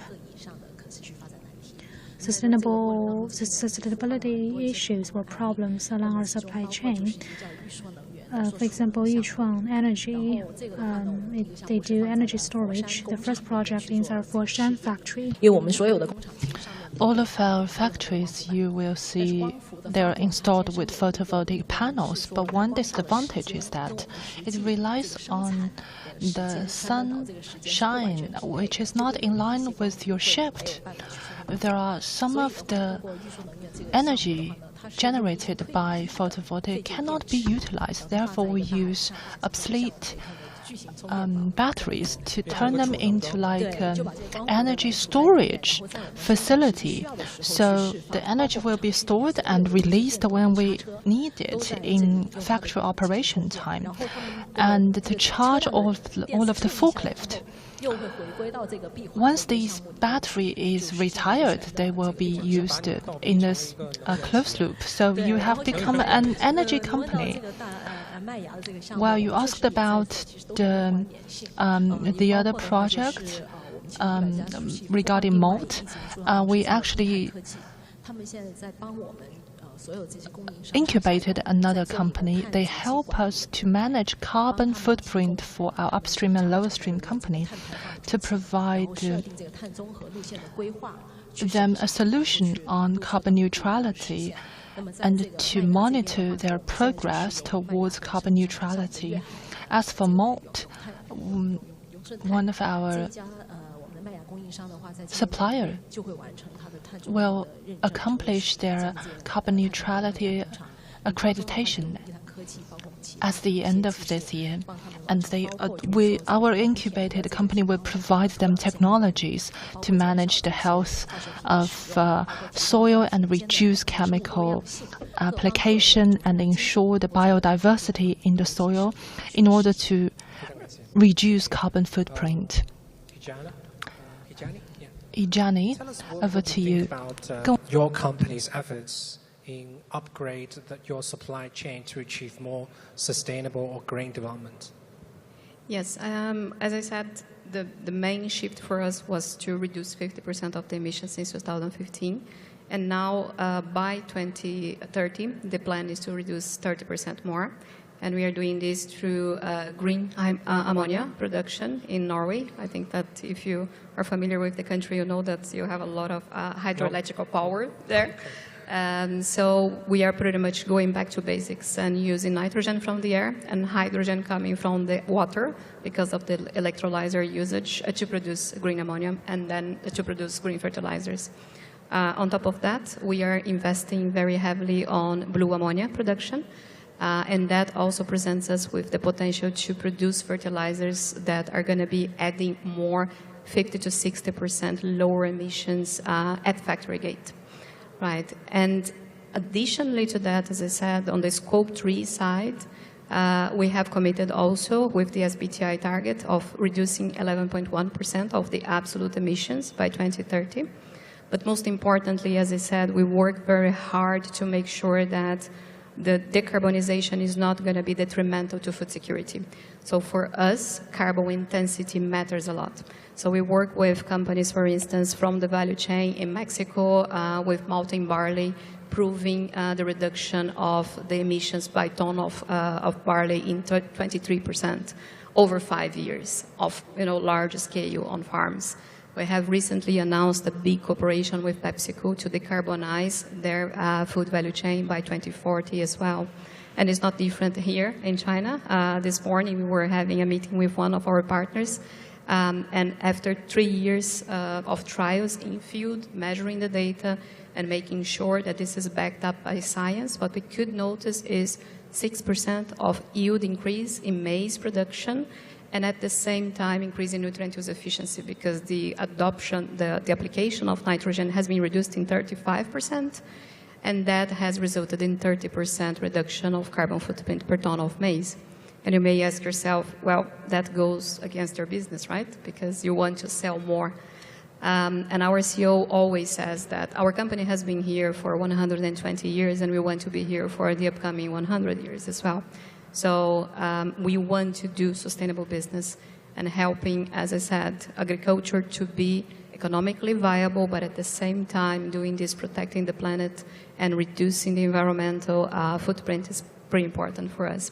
So ultimately, I think that what you are doing here with this expo today just emphasizes what we do believe in. I think that you mentioned, right, the scope 3 upstream for some of the players is the scope 3 downstream from other players. So it's pretty important that we come together really to make sure that we make a change. But it's also very important that we do not forget that in this equation, farmers, they matter, right? They cannot be accountable for, bearing the burden of, transitioning on their own. They need our support. And I think that this is very critical, having platforms like that, this one, for us to discuss and take this transition at scale is important as well, right? I think that we have a lot of data showing that this is possible in pilots, in different projects, but I think that is important that now we think a little bit bigger and we are more ambitious because we don't have a planet B, right? So we have to fix the situation in this one. The responsibility. And focusing on scale for me is pretty important. I think we all here appreciate that this Supply Chain Expo is dedicating one of its 7 or 6 themes in green agriculture, because looking at other future technologies, artificial intelligence, smart vehicles, renewable energy, they are the next big thing, right? But green, sustainable agriculture is one of the big things. Really shows us the Chinese governments, the organizers of this event attaches great importance to that. It's going to be us, our generation, the next generation is the huge thing for us. Thank you, appreciate that. 那我们想问一下，其实 My next question goes to Mr. Ding. Your company involves in lots of cold chain logistics, including the cold chain from outside of China, not just involving train or trucks, even including maritime transport, like vessels. So it leads us to energy conservation and energy consumption. How do you use new technologies to tackle that? Thank you for your question. As touched upon by other speakers, it involves cultivation, husbandry, and animal farming, and to the back end, like McDonald's. As mentioned by CEO Ying from BGI, logistics involving 1, 2, 3, 4 industries, as Ms. Zhao also mentioned. In the circulation cycle, reduction is also very important, including operation, warehouse, logistics, and processing. It all involves with carbon emission. To give you an example, take McDonald's as an example. We are a technology-driven company. If we order wings at McDonald's, McDonald's has to set its standards. The upstream and lowstream supplier of McDonald's will have to look for the wings of required quality. Many factories process manually or automatically. Manually, production will leave the bones exposed. So in McDonald's, this is not standardized. So our decision is based on big data. And the quality of products of foreign companies in China, we will have to understand what kind of source material are like and what are the levels and requirements and quality of these raw material products. With the numbers and labels of the requirement, we will provide a purchase catalog to our customers. I'll give you another example regarding custom clearance. Every year we will process 80,000 TEUs. Each one involves 100 pages of documents. All of these are digitalized now. So in the past, we need a human to process and type and check all of the information on this paper. By adopting AI and OCR, we can improve the efficiency. Previously, we will need half a day to input the data into computer. Now we only need the PDF files or the OCR and to just pull them and drag them, drop in big model. The system will automatically identify and check. It will take only 5 minutes. Every year we could save 100,000 papers. It's surprising for you to mention about saving paper. I think saving paper is also a very good result. It's a paperless industry, paperless era. So resilience of industry covers 2 areas. First is the resilience in your industry itself. And the second is through the technological advancement, we could reduce cost in every round of transaction. In the circulation stage, through Internet of Things, AI, we are able to understand the shortest logistic route, as well as the refrigerators we work with. We need to understand what products are more frequently used than other products, so we will understand where to store these products better, at which cold storage is more efficient. So all of these digitalized technology will be helpful for efficiency improvement in industry. Now, does any of you would like to talk about technology application in management? If not, I have a question for Ms. Guan. Casual is a big company. Of course, when you implement more environment-friendly practice, how do you ensure your suppliers are complying with the goal? Thank you for your question. We work with upstream and lower stream. We connect both. With our customers, partners, and the government, we hope with our joint efforts we could ensure sustainable development. To give you an example, I talked about agriculture emission accounts for 1/3 of global emission. To be more specific, soil application and forest accounts for another 30% inside this 30%. Take soybean as an example. Due to climate change related reduced production, people will start to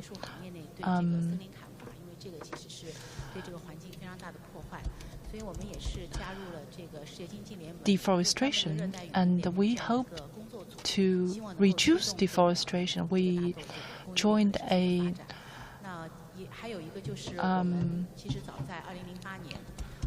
Tropical Rainforest Protection Association. We also, back in 2018, we launched a SSS program in Brazil. It's called the Sustainably Sourced and Supply, SSS. This year, in April, for the first time, we have delivered a zero deforestation initiative. That is our commitment to the supply chain an industrial chain. In CGTN, we also reported Amazon farmers, they found that there's limited soil, so they cut the forest and turn forest into arable land. It's not supported by the government, but there's no other way to help to improve farmers' income. So how do you change their habit and perspective? What do you do? If you want to increase soil productivity and efficiency, it is related to technological innovation. You mentioned one point which is very good. How do you persuade the upstream to comply? We did a lot. We need to make more improvement. Same as in China, we want to ensure upstream and downstream to accept such a new mentality. We know that, of course, this comes at a cost. Who will pay? This is a very important issue. And as a leader in this industry, we do want to contribute our own strength. For us in our factory, we've purchased many green electricity. The green electricity occupies about 20% of all the electricity consumption. 100% hydrogen power, right? In Norway. 然后，其实我们还有今年我们在我们的这个广东的阳江工厂。 Also, in the Yangjiang factory in Guangdong province, we are cooperating with the local new energy partner to use new energy heavy-duty truck for transportation, because for the land commodity transportation, heavy-duty truck is quite important. But it's new energy heavy-duty truck. There's still many technical issues, for example, the charging station, but we do want to contribute to solving this problem. Also, last year, we also have shipping, maritime shipping business. In that business, carbon emission reduction is quite difficult. While the ship is sailing on the sea, how do we reduce the use of fuel? Last year, we installed and assembled a wing. It's a large sail, and together with a partner, we developed this quite a unique sail to use on the boat. And last year, we had the first trial. We see that it can save about 3 tons of fuel per day, but at the same time, there's still some technical problems. This is some active efforts that we're making to improve the standards of the industry. Very impressive. As Mr. Ding said, they cutting the use of paper. Also, in their wheat factory, they used solar panels to save energy, and Ms. Hejiana said that they're purchasing hydropower. And Mr. Guang is also talking about all kinds of efforts that are making to reduce carbon in different links of the agricultural production and reduce the impact on the environment. Just now, Ms. Huang from Fonterra said that they give probiotics to their cows so that they can produce better quality milk while reducing the consumption of grass, thus reducing carbon emission.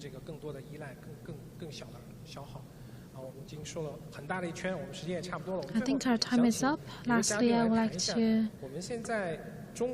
ask you to talk about, because now China is the largest consumer of agricultural agri-food. So what are the new trends that you see in the Chinese market now? Ms. Huang, thank you. With the launch of the China Health 2030 strategy and also implementation, now also against the background of the worsening aging problem in China, people's demand, pursuit for a healthy life has become a focus. And the Chinese consumers, now they have bigger demand for high quality and high nutrition products. their consumption capability is also increasing. For nutritious products, they have very diversified needs for high-quality products. Fonterra, we use the grass grazing model, so all year round, the cow is just wandering on the pasture. Very good life. So because of this model, this ensures that the dairy cow has stronger physical strength, and this can also help improve the quality of the dairy products.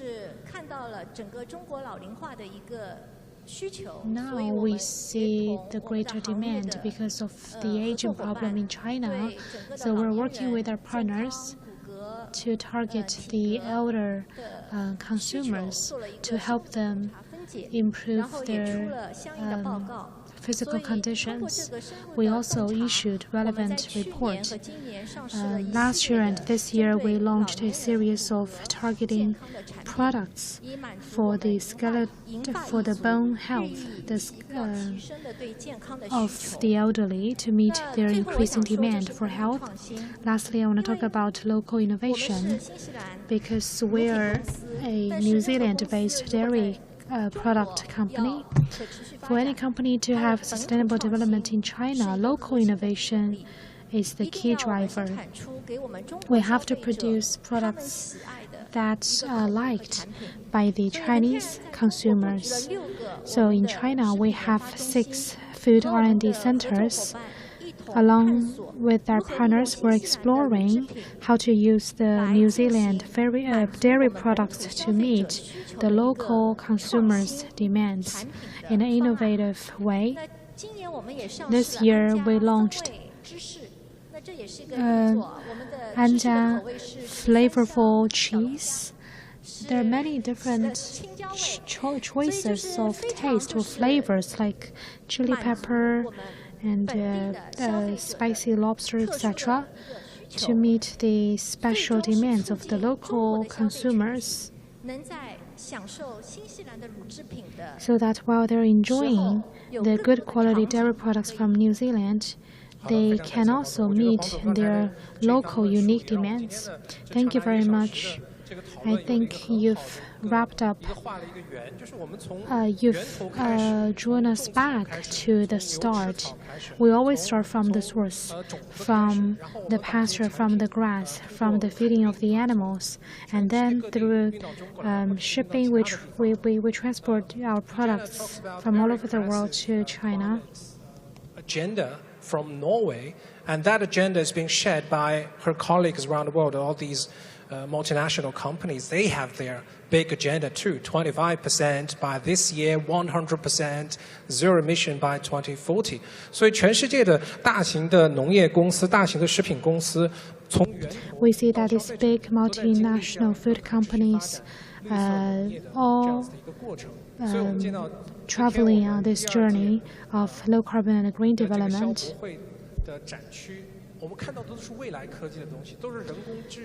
So we see at the exhibition many advanced technologies and products, but there's also one section for agriculture, green agriculture, like Jana said, who will live on Earth for many years, and our future generations will live longer here on Earth. So green agriculture is just as important as the other technologies. Time is really limited. Of course, I want to talk to you more. I wish I had more time to talk to you, but time is already up. Thank you very much for your sharing. 谢谢，谢谢。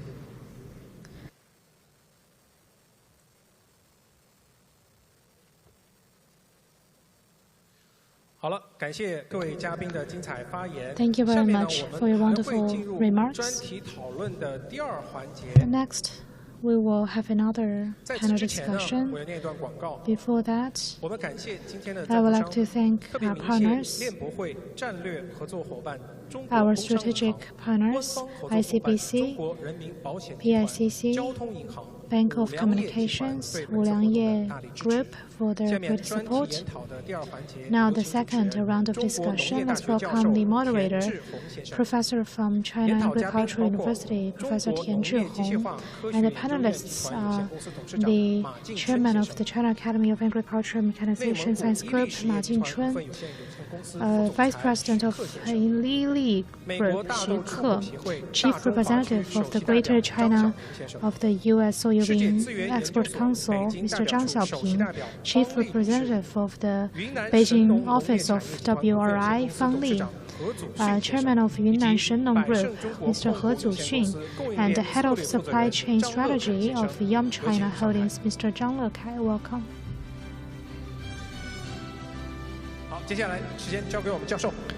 I would like to give the floor to the moderator, Professor Tian.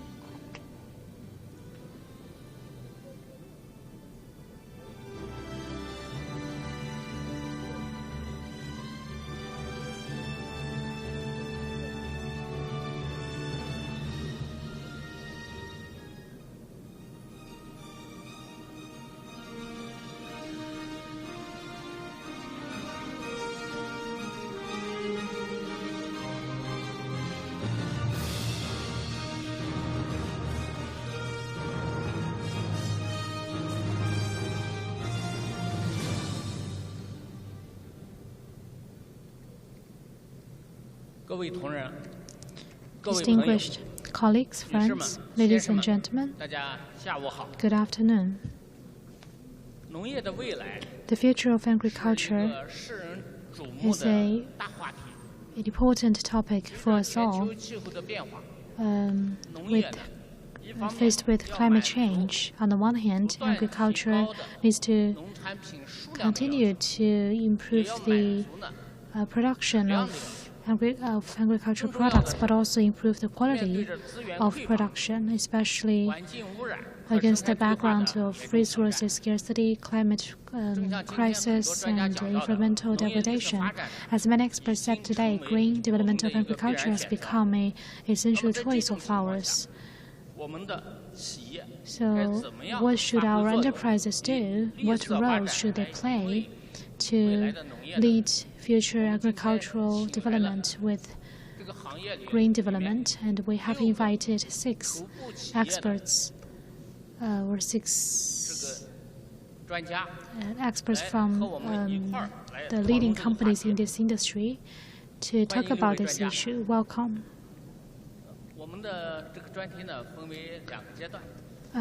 There are 2 parts to this panel discussion. First, I would like to ask all of you to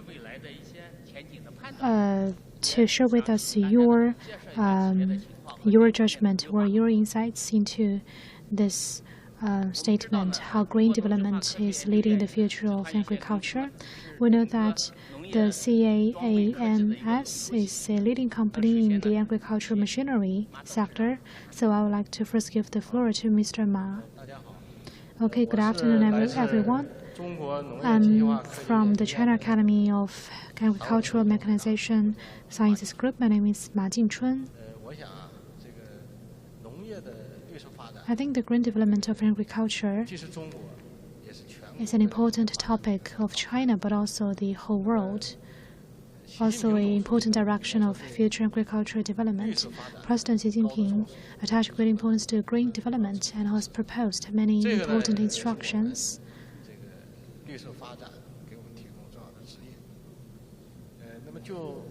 Pointing the way forward for us for agricultural machinery and instrument. We know that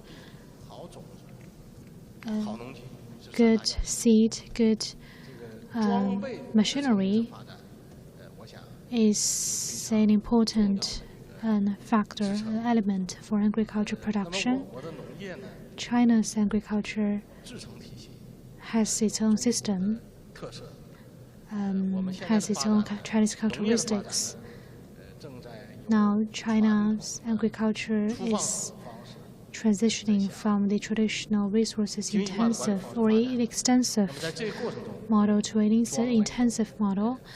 And in this process, equipment or machinery plays a very important role. For example, in the sowing, during the sowing process and irrigation process, fertilizing, grain processing, etc. We all need to rely on agricultural machinery. We need to improve our production capability, but at the same time, we also want to realize, we also want to be friendly to the environment. Second,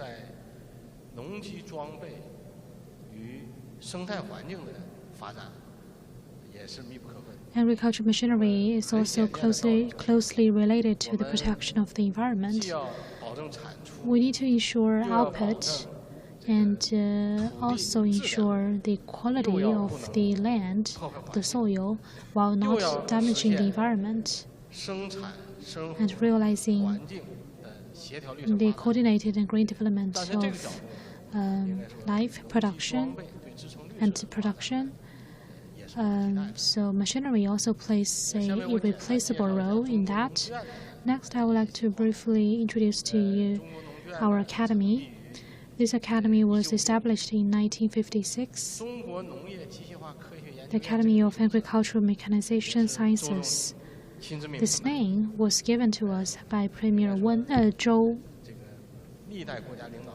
and our national leader. From this, you can see national leaders do attach great importance to agricultural development. Chairman Mao in 1959 made an important statement saying that the future for agriculture lies in mechanization. President Xi Jinping also said that we need to develop modern agricultural machinery to put wings on modern agriculture. And our academy plays a very important. We have been playing an important role. We are the only one national-level comprehensive institute in mechanism and with key laboratory and standard committee for this industry, as well as society of this industry, and the only postgraduate academy in agriculture mechanization. Our mission is to promote technological advancement and industrial upgrade. Our vision is aligned with today's topic. We call that sowing green and harvest health. Agricultural mechanism development also aim for high-end green and intelligent. CAMS follows this vision pertaining to tilling and all-round cultivation and irrigation, which means from field to dinner table, we aim to pursue innovation. We also ensure that the development will be advanced and follow the guidance given by the central government, focused on food security, green and safety. In the meantime, we aim to develop proprietary technologies to complement the short slabs in China. In response to the three requirements of the government, we made three plans to meet that goal. We will continue with our efforts to make our mission accomplished. Thank you very much. As we know that Yili stress on green development, there is rich practices, and could you talk about the experience with Yili? Ladies and gentlemen, thank you very much for your question. I will respond to your question briefly. Yili, among the dairy companies, we rank number 5 in the world. For 11 consecutive years, we are number 1 in Asia. Of course, we are number 1 in China. We have 64,000 employees. Back to your question. In 2007, our chairman has launched a new idea, which means guided by green, which also means sustainable development. This was initiated back in 2007. In sustainable development, and today's theme, we have done lots of work. For example, first of all, among dairy product companies in China, we are the first one to conduct carbon auditing. Second, we are the first zero carbon factory in China. We launched the first zero carbon ice cream, zero carbon milk. Going forward, we will respond to the government's strategy and continue our efforts in carbon reduction and the green sustainable development. For example, we have made an announcement of 2024-2024 Sustainable Development Plan. We have a clear map and a clear goal for that. Thank you very much, Mr. Xu. I was very lucky to be able to visit Yili's factory last year. I recommend all of you to visit Yili's factory in person. I have also conducted research on the World Resource Institute website. It's not just a cross-border resource research institute. Moreover, it is a facilitator for multilateral and bilateral cooperation. Over to you, Ms. Fang. You have searched on our website. That means we should make more marketing. WRI has a history of 40 years. We are the first institute or think tank specialized in sustainable development. In Africa, China, Asia, Americas, we have established 12 offices in countries and regions with an employee of 2,000. We uphold a principle which is not just talking about resources and environment protection. We aim to integrate a coordinated transmission between man and nature and environment. Without a bias, it's not true transition. That's why we call it people, environment, climate. We aim not just towards low carbon. We work in different areas, which is related to today's topic. First is the human system, including energy, transport, buildings, urbanization. That's the human system. And the second is the food and nature, natural system, including biodiversity protection and the food. Another area is to facilitate the transition of these two systems, which we call the enabling system, that is economy, trade, investment, and governance. These three systems should be connected. How are we linked with supply chain? Since 1998, we've been working on the greenhouse emission auditing system. Speakers talk about Scope 1 and 2 and 3 back in 1998. Few people know about greenhouse gas. Actually, Scope 1, 2, 3, the accounting system, is actually providing a scientific tool for supply chain reduction. Scope 1 means your own business-related emissions. Scope 2 means external gas and fuel and electricity. Scope 3 refers to the supply chain. As a think tank, we provide such kind of a theoretical guarantee for the whole world. We are updating our tool as well. Second is when we have the tool in place, we promote a scientific carbon goal. We also have partners from enterprises joined this this course. This system helps you to set more science-based goals for carbon reduction. 7,000 large companies engaged in this goal setting. It is fair to say that one leading company will lead upstream and lowstream transformation. In addition, it is leading the transition in the entire region.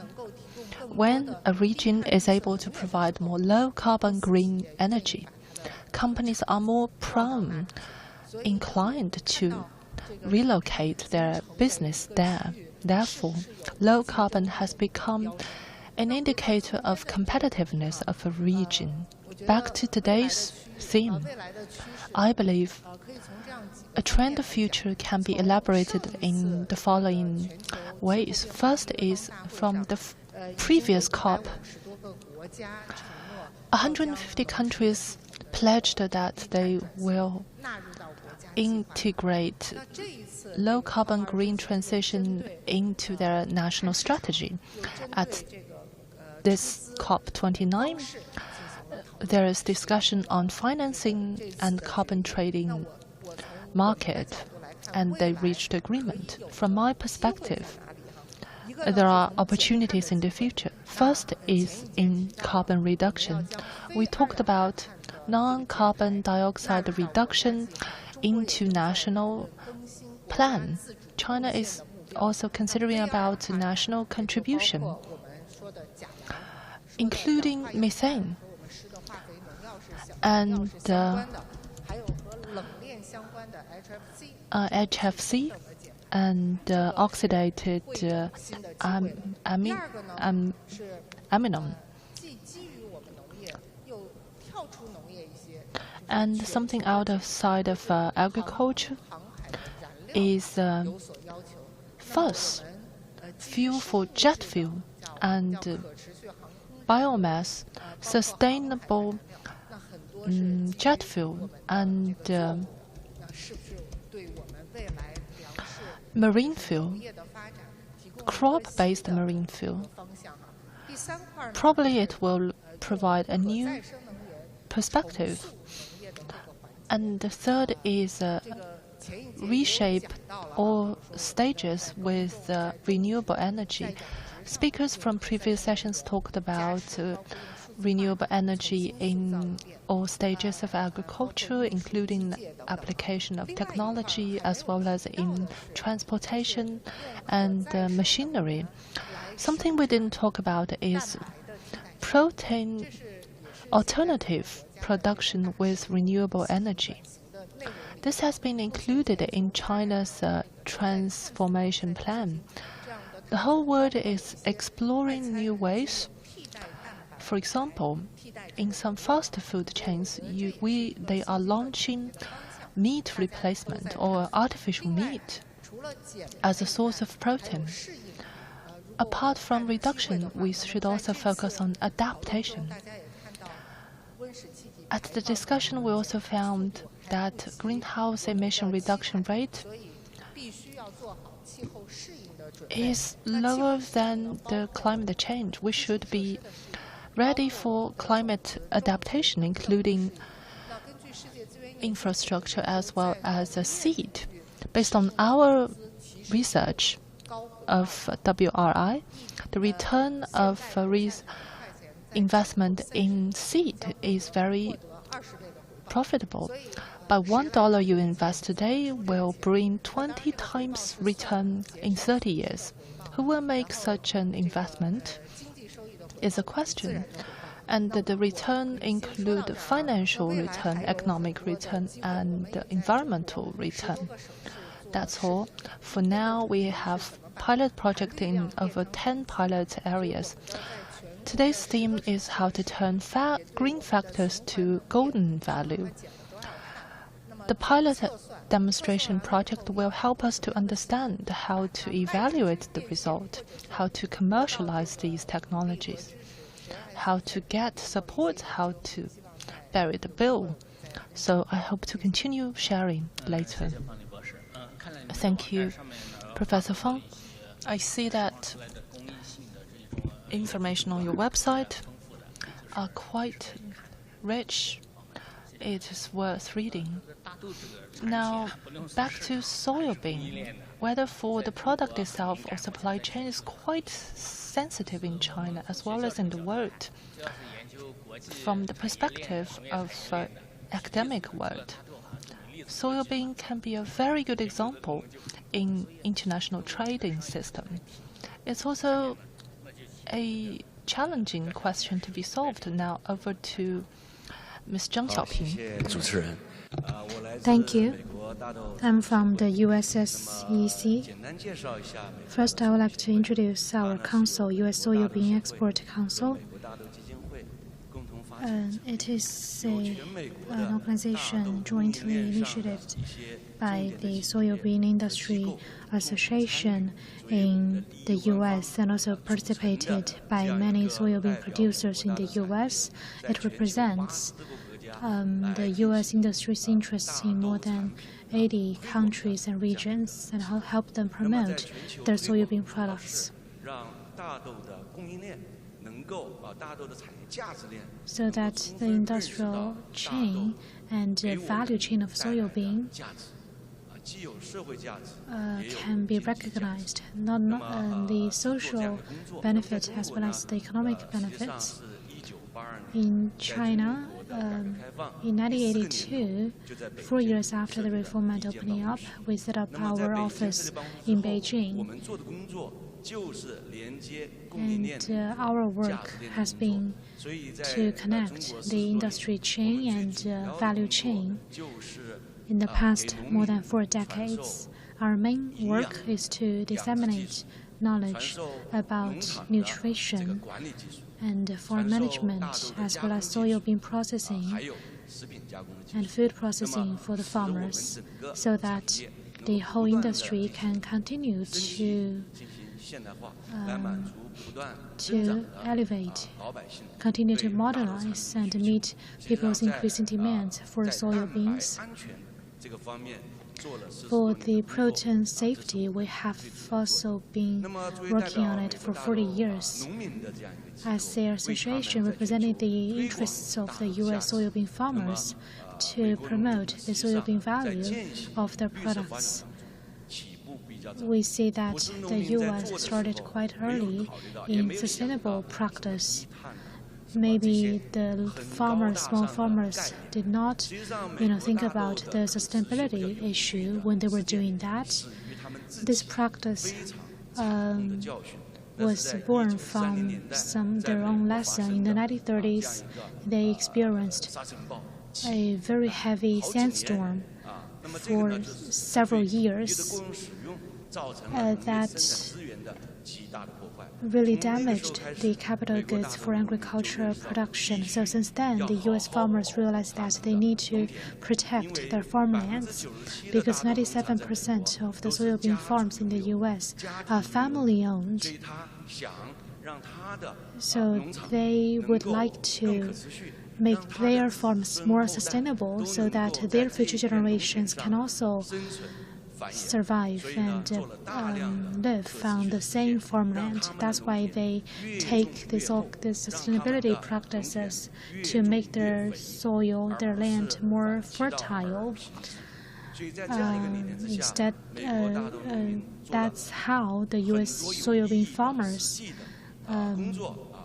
or that's why they made such beneficiary attempts and practices like the rotating plantation.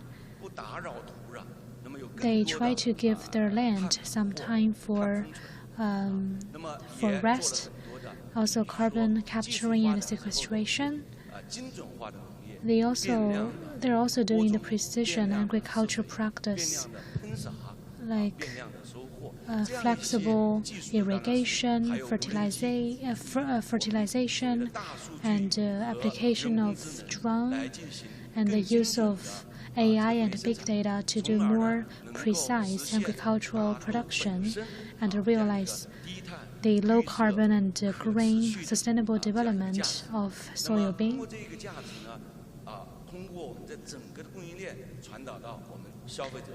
And they also wish to transfer this value to the consumers.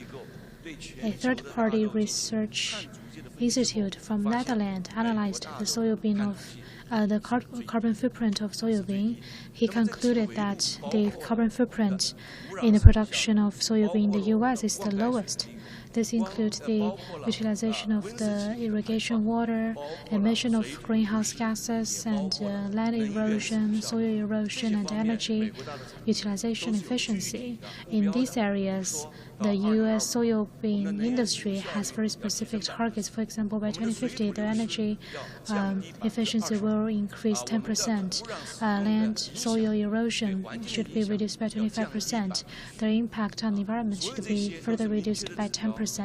Very specific targets with the joint efforts of their industry. Also, they are now making a plan for 2030 and 2035 so that the sustainability is more measurable and the value can be really presented or can be given to enterprises along the industrial chain and finally be given to the consumers. In the last roundtable, enterprises representatives talked about all kinds of achievements they've made. But in the 170 million tons of soybean trade, 25% certified in terms of sustainability by the U.S. So this share of sustainability certification is the highest. And this accreditation system of the U.S. is also recognized in the world. And China imports 30 million tons of soybean from the U.S. 20 million of them are certified and ready to be used by enterprises. And since 2013, we have been promoting this project, and we have made lots of progress. In supermarkets and platforms, you can see soybean products with such label. That means it's green, sustainable, and low carbon. So this is the work we're doing now, and our intention to further expand this work. Thank you very much. Thank you, Mr. Zhang. So Yunnan Shenong Group, I know this company. You attach great importance to corporate social responsibility in animal welfare, poverty alleviation, and S&T innovation. You've made lots of achievements. So I would like to ask Mr. He to share with us. Good afternoon, everyone. Shenong is a pig farming company covering the whole industry chain, from pig farming to food processing. We are also a private enterprise. We are the only IPO-listed company in Yunnan province. In terms of sustainable and high-quality development, over the years, I think I've learned a lot. Grain development is the necessary path for us, and it's very much in line with high-quality development. I don't think it will increase our cost. Instead, it will create extra value for us. First, about the value of the corporate culture or value of enterprise. The reason I started my business is because I want to bring some benefits to the people, to my employees, and to the society. I think this is a guarantee for sustainable development. For the environment, for the society, we cannot bring some negative impact or burden. This is something we have to understand. And about corporate governance, we have to center around high quality and green development to take actions to choose the right path. Shenlong has several characteristics. First, since 2002, I have been doing pig farming, and health was and biosecurity, as well as modernity and IT-based development are our focuses. We have always put health at the core position of our core farming business. In the environment control, temperature, ventilation, drinking water, we have invested a lot. In the past 1 to 2 decades, we have always cooperated with the world, with the international supply chain and industrial chain. We are not a very large company, but we have always cooperated with partners along the industrial chain. Many of them are present here today for this exhibition. I think we are at the first tier of the pig farm industry in China. This ensured the safety of the pigs, the quality of our products. We're quite proud of it. And also in the prevention of the African swine fever and other major diseases, we have played an exemplary role in this industry. I think this is a result of our strategy of putting health first. So our industrial chain is also a health chain. We hope to connect the whole industry chain. Second,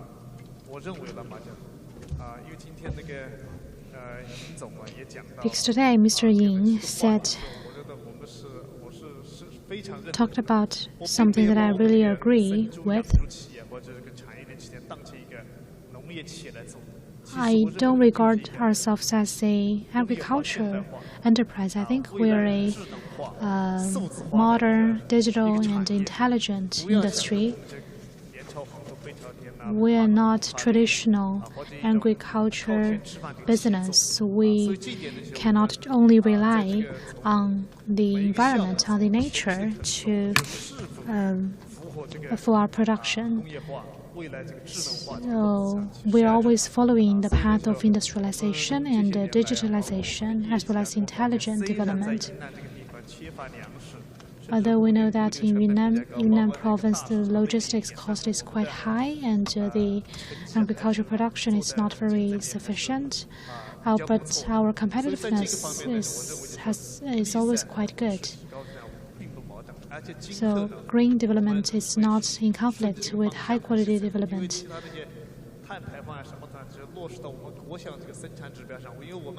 And we also want to reduce our carbon emission. We're benchmarking many outstanding enterprises like Yili Group.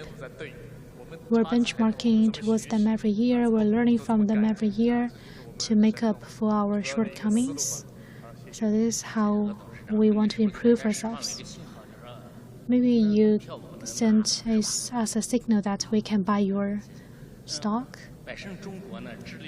Okay, Yum China is dedicated to becoming one of the world's most innovative catering business. So Mr. Zhang Lekai is the head of supply chain strategy of Yum China. So can you share with us your opinions on this topic? Thank you very much. It's my great honor to come here on behalf of Yum China. I would like to briefly introduce our company. This name might be strange to you, but speaking of the brand so far, I think you are very familiar. And I think maybe all of you are our customers. We operate KFC and So we're China's largest catering business. We run KFC and Pizza Hut in China. We also have brands like Huang Jihuang and Xiaofei Yang. We also operate Lavazza, this coffee brand in China. We entered the Chinese market in 1987. Now we have more than 15,000 stores, serving more than 2 billion customers every year. This is our business volume.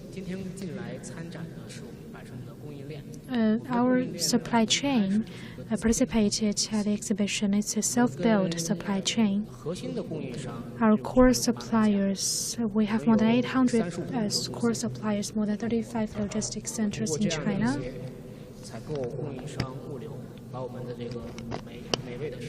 This is how we offer yummy food to our customers. Just now, Professor Tian talked about how do we view the future green agriculture development. As a catering business, I think we're in the downstream. We face directly the consumers. We think in green and sustainable development, there are several key factors. Technology-wise, development will all be integrated with supply chain digitalization. It's a topic cannot be avoided by anyone. Second is we remain open-minded. We utilize resources from domestic and overseas market as well in order to provide better services to our customers. Pertaining to emission reduction, we have done a lot. For example, food safety and quality insurance is the lifeline of a catering provider. We manage food safety from the vendor of our supplier to restaurant and delivery. Many people now consume our products at home instead of in the restaurant. There are multiple chains for us to ensure the quality of food. For supplier, we provide online system to monitor the breeding data. It's a continuous data feeding system. We also have a Young China Gap, a good agricultural demonstration system. All of the fruit and vegetable providers need to meet our GAP standard. We aim to ensure food safety and provide quality food. We also have a strict screening system of suppliers. We regulate and improve their standards and quality. In addition, Young China is a strong supporter of Paris Agreement and COP28. We aim to reach zero emission by 2050. We are one of the first companies to be approved as SBT for our interim plan. When sustainable development becomes more concrete map, it can be narrowed down to 3 plans. First, we ensure to reduce emission in scope 1, 2, 3 in our supply chain. Second is by utilizing circular economy. We aim to ensure zero waste in our restaurant. Coffee residual and food residual and waste will be reused. Third, as for upstream, we will ensure zero deforestation. Through these 3 approaches, we want to ensure zero emission. In our own cloud system, in our Nanning-based logistics center, it has become a complete green electricity-powered system. We also purchase green electricity and photovoltaic system to generate and store energy. Along with 40 core suppliers, we establish a green electricity purchasing system. Last but not least, in procurement process, we ensure it's sustainable. If a supplier has sustainable label or accreditation, we will prioritize procurement from that supplier.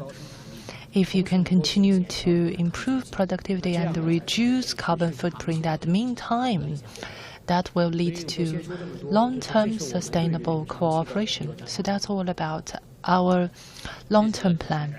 Thank you for your sharing. I'd like to thank the 6 experts for your sharing. Let's move on to the second round of questions. Realizing China's green and sustainable development, there are 3 approaches. First is transition, and second, globalization. Third is supply chain improvement. These are the main methods. We have limited time now, so could you just highlight your perspective? First is science-tech innovation. And Nobel laureate once said, reform of traditional agriculture relies on equipment and technology. So over to you, Mr. Ma. What's your take on this? Science-tech innovation-led change is a must. Regarding equipment and services for sustainable development, it can be elaborated in 3 areas. First is the power chain. Traditional power system should be upgraded to be more emission-oriented, and we should promote new energy-powered power chain, such as hybrid power system, electricity power system, and hydrogen power system. Second is for equipment. We should, for agriculture machinery, we should be more intelligence-oriented. Intelligent machinery serve intelligent agriculture. The application of robotics is quite an important area, and sensing, remote control, and navigation system should also be key areas. In addition, green protection and irrigation, tillage, and fertilizer saving system, irrigation saving system should all be key areas. Third trend is that the straws of crops, waste, utilization, and harmless treatment, as well as soil treatment and ecological restoration, and all resources integrated improvement measures cannot be realized without agriculture machinery.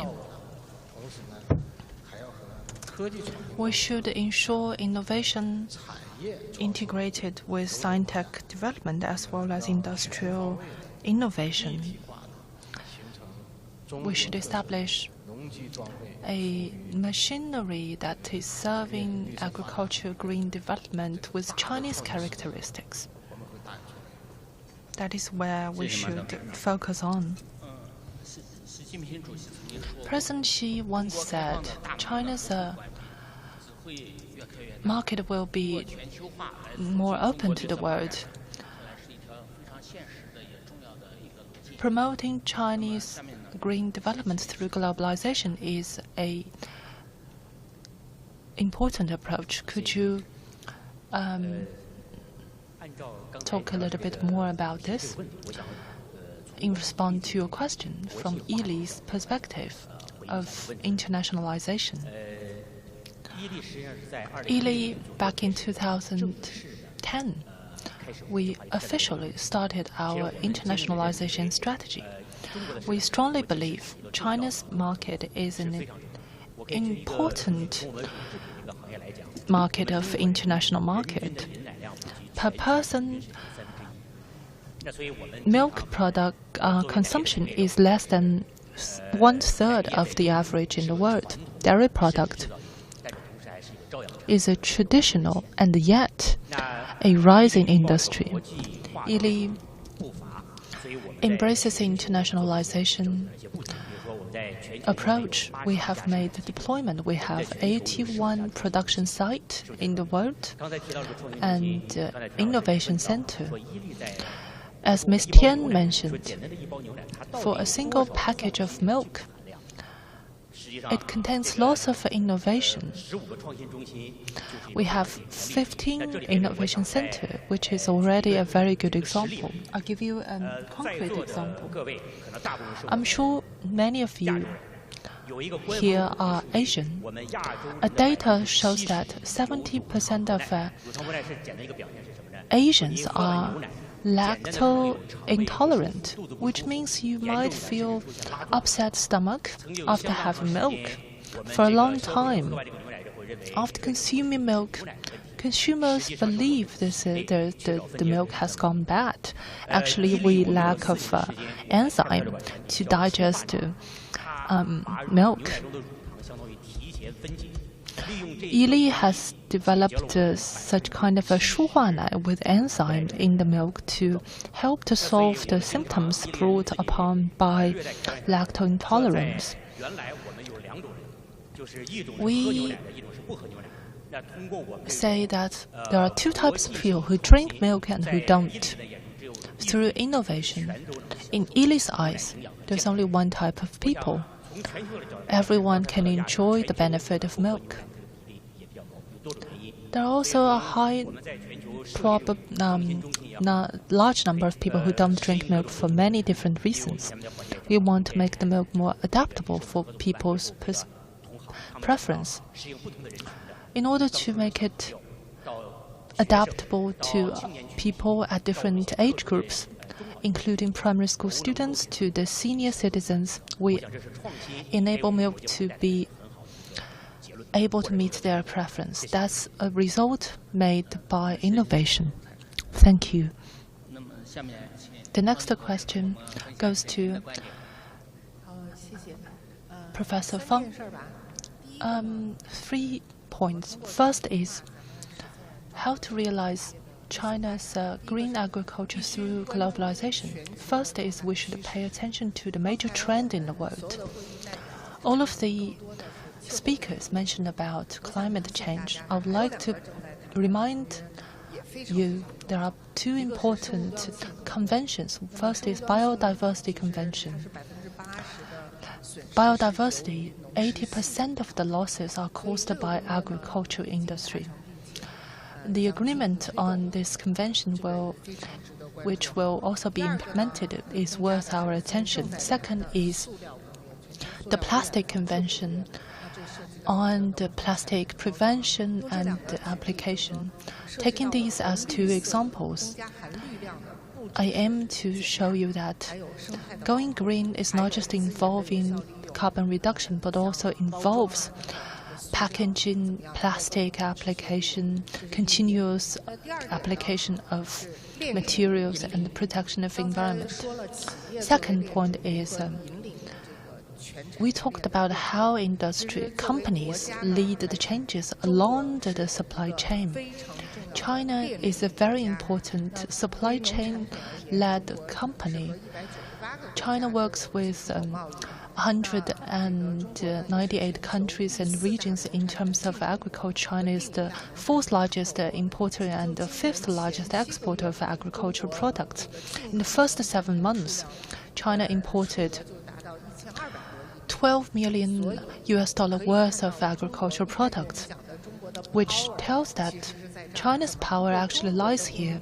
How do we change our supply chain to lead international green transition? President Xi said that China should be a player, contributor, and leader in green transition in the world. Therefore, I believe as a supply chain-led country, we should play our role. Third is we should participate actively in the rule-making. As geopolitical landscape changes, complicates how we promote green sustainable development is a question. Green should not become a barrier, and yet instead it should be a promoter of trade. When I was introducing WRI, I said that we really focus on the investment in the governance system. Now we see that the enterprises are the main entity of the transition. The standard for them to acquire investment has been added, has increased the new content about green and low carbon development. Also during the trade, the green indicators for trade, what are they like? We see that some countries and regions issued their own trade requirement, like the EUDR, the Zero Deforestation Act of the EU. It was postponed for 12 months, but it was finally issued. Different countries, they have different trade rules. So how do we further participate in the global governance rule making? China needs to play an active role, especially the chain owners. They need to have the awareness to participate in this process. The colleague from State Council asked us that since we're not a government agency or a UN organization, how come our standards can become international standards and be accepted by different countries and be followed by different countries? I think our experience is that we cooperate with the key enterprises in the making of the standards so that the standards are far-sighted and feasible. I also hope that in the future we can cooperate with more enterprises.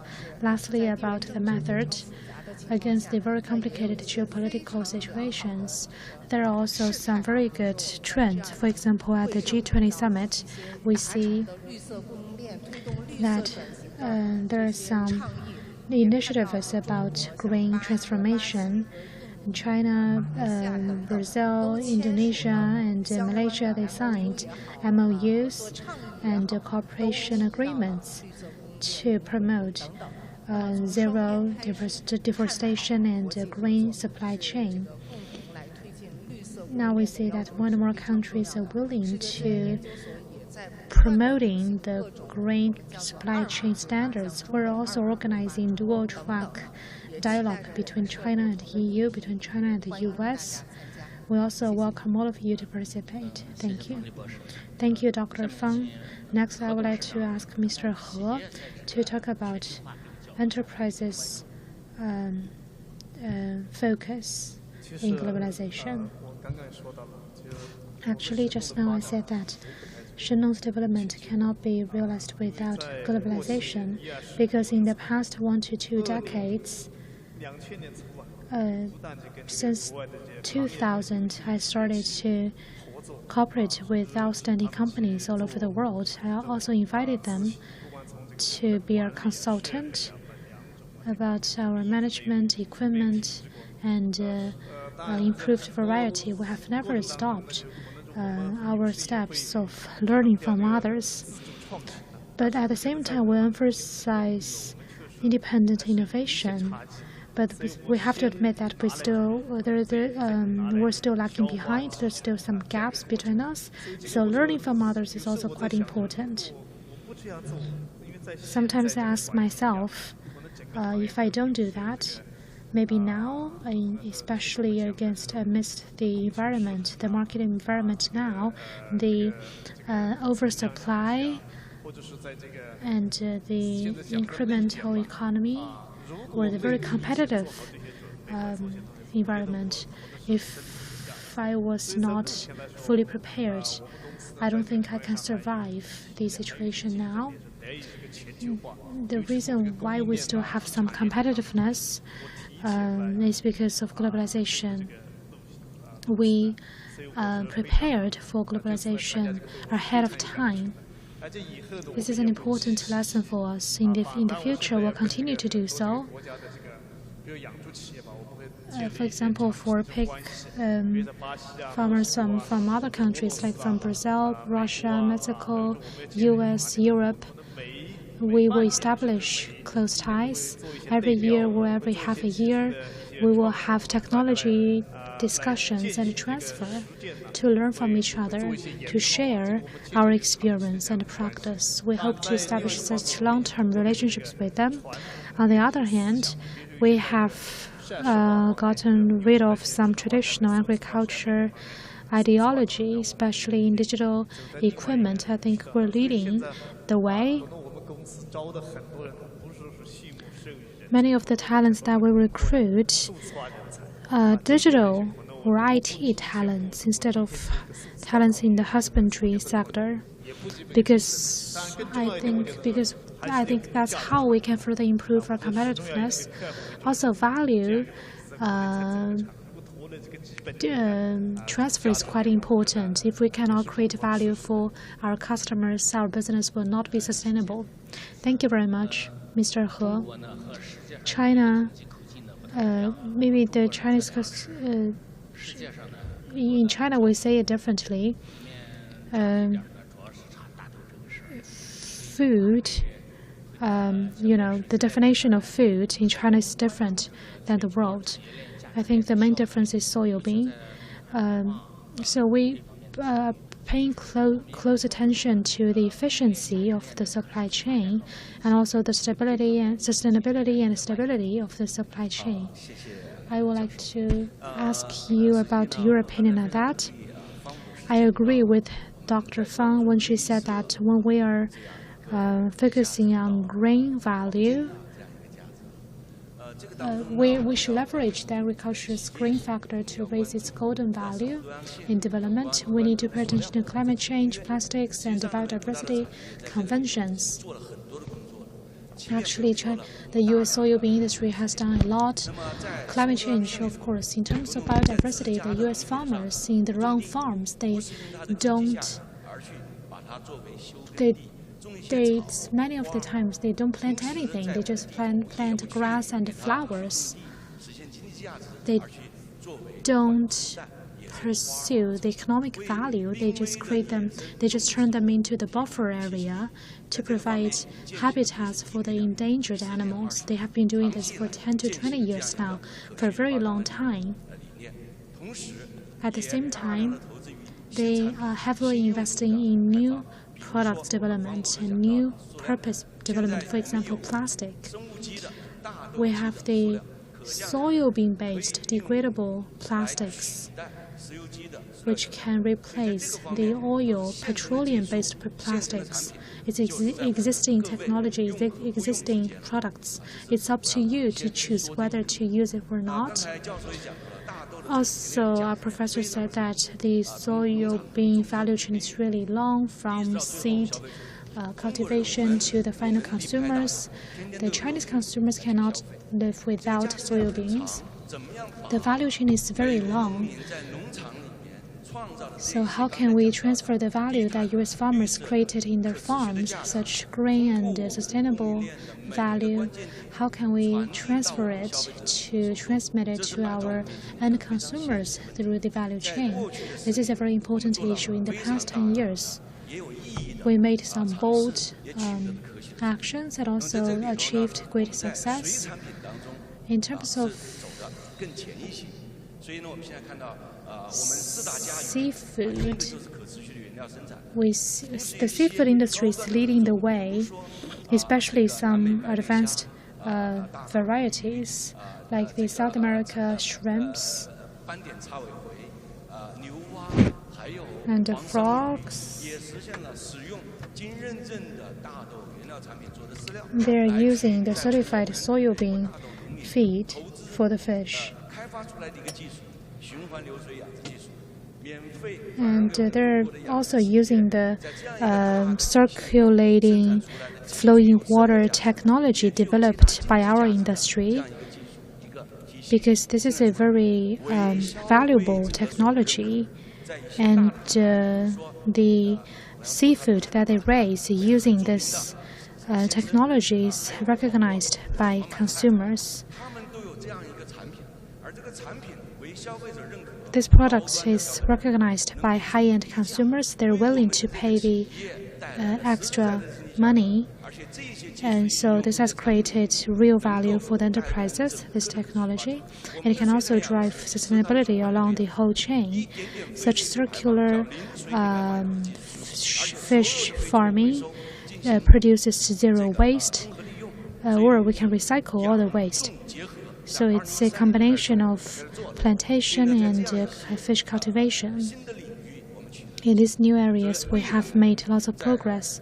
In the future, in the building of the green and sustainable value chain of soybean, we hope to replicate such good models to broilers, layers, and pig industry, so that the whole society can participate and support the building of a low-carbon, green, and sustainable global soybean supply chain, because such a trend is the global trend. As Mr. Sun Zhongshan said, that the global trend is so big that only those who adapt to it can survive. Thank you very much. Lastly, Mr. Zhang Lekai, just now you mentioned a concept that you're a downstream company of your supply chain, or I think we should call your company the chain owner. We have some top enterprises along the chain. So who's the upstream or downstream enterprises are the who are the real leader, who are the real top? What's your opinion? Thank you. In order to develop ourselves, we also have to help the upstream enterprises develop. Just now I talked about globalization. To give you one example, after we entered the Chinese market, we witnessed China's fast development in the chicken industry, where we led the development of this industry. Now, a large number of enterprises in this industry, from breeding to farming to cutting to deep processing, this industry developed from scratch. Now we're using a domestically potato from a local supplier, Xuejun Agriculture Company. It's a very good company. We use supply from them. We use potato from them, and they led the development of the whole potato industry in China. And also for coffee bean, we have many different options of coffee beans in Yunnan. But we choose not only Yunnan coffee bean, but also coffee beans from other regions in the world to provide our customers with the highest cost effectiveness. Our beef is mostly imported from the U.S. and other regions. We made it into meat patty,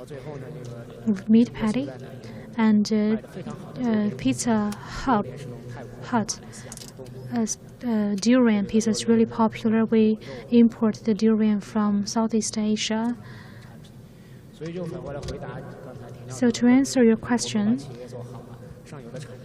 Of course, if we develop ourselves well, the whole chain can develop together. I think this is a very important topic. We cannot finish the discussion even with even with more time. So I would like to summarize what you just said. It's our common responsibility to realize green agriculture.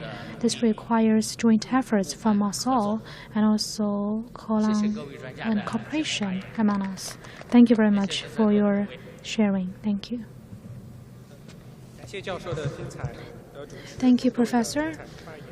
And also thanks to the panelists. Next, we'll have a signing ceremony. The two sides are the Agriculture and Rural Development School of China Renmin University and the Cage Business School. So the School of Agriculture and Rural Development of Renmin University is the earliest and most influential research department on agriculture, rural areas, and farmers in China. It is the only school in China's comprehensive key universities that focuses on agriculture economy. Cage Business School.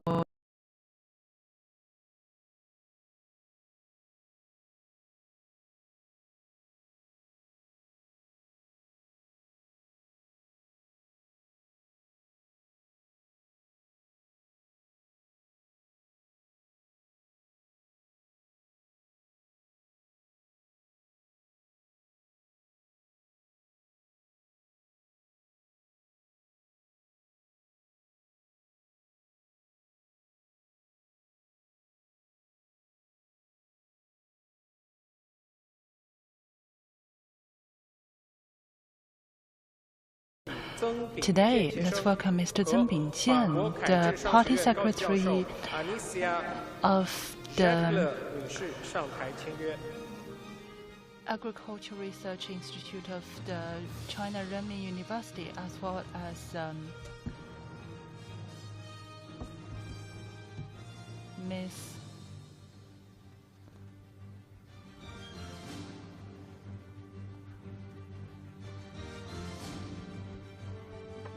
Madam from Cage Business School.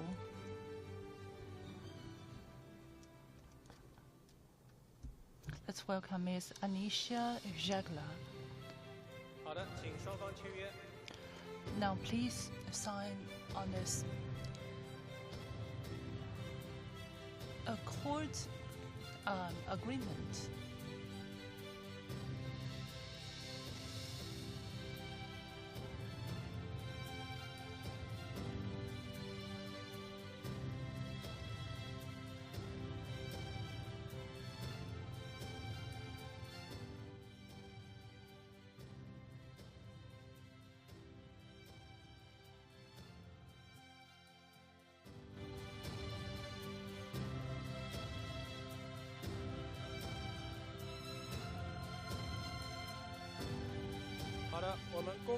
Thank you very much, and congratulations to the College of Agriculture and Rural Development of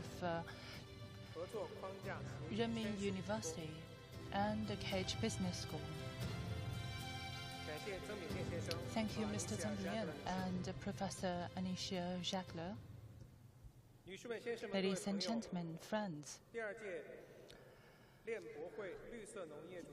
the thematic event on green agriculture has now concluded.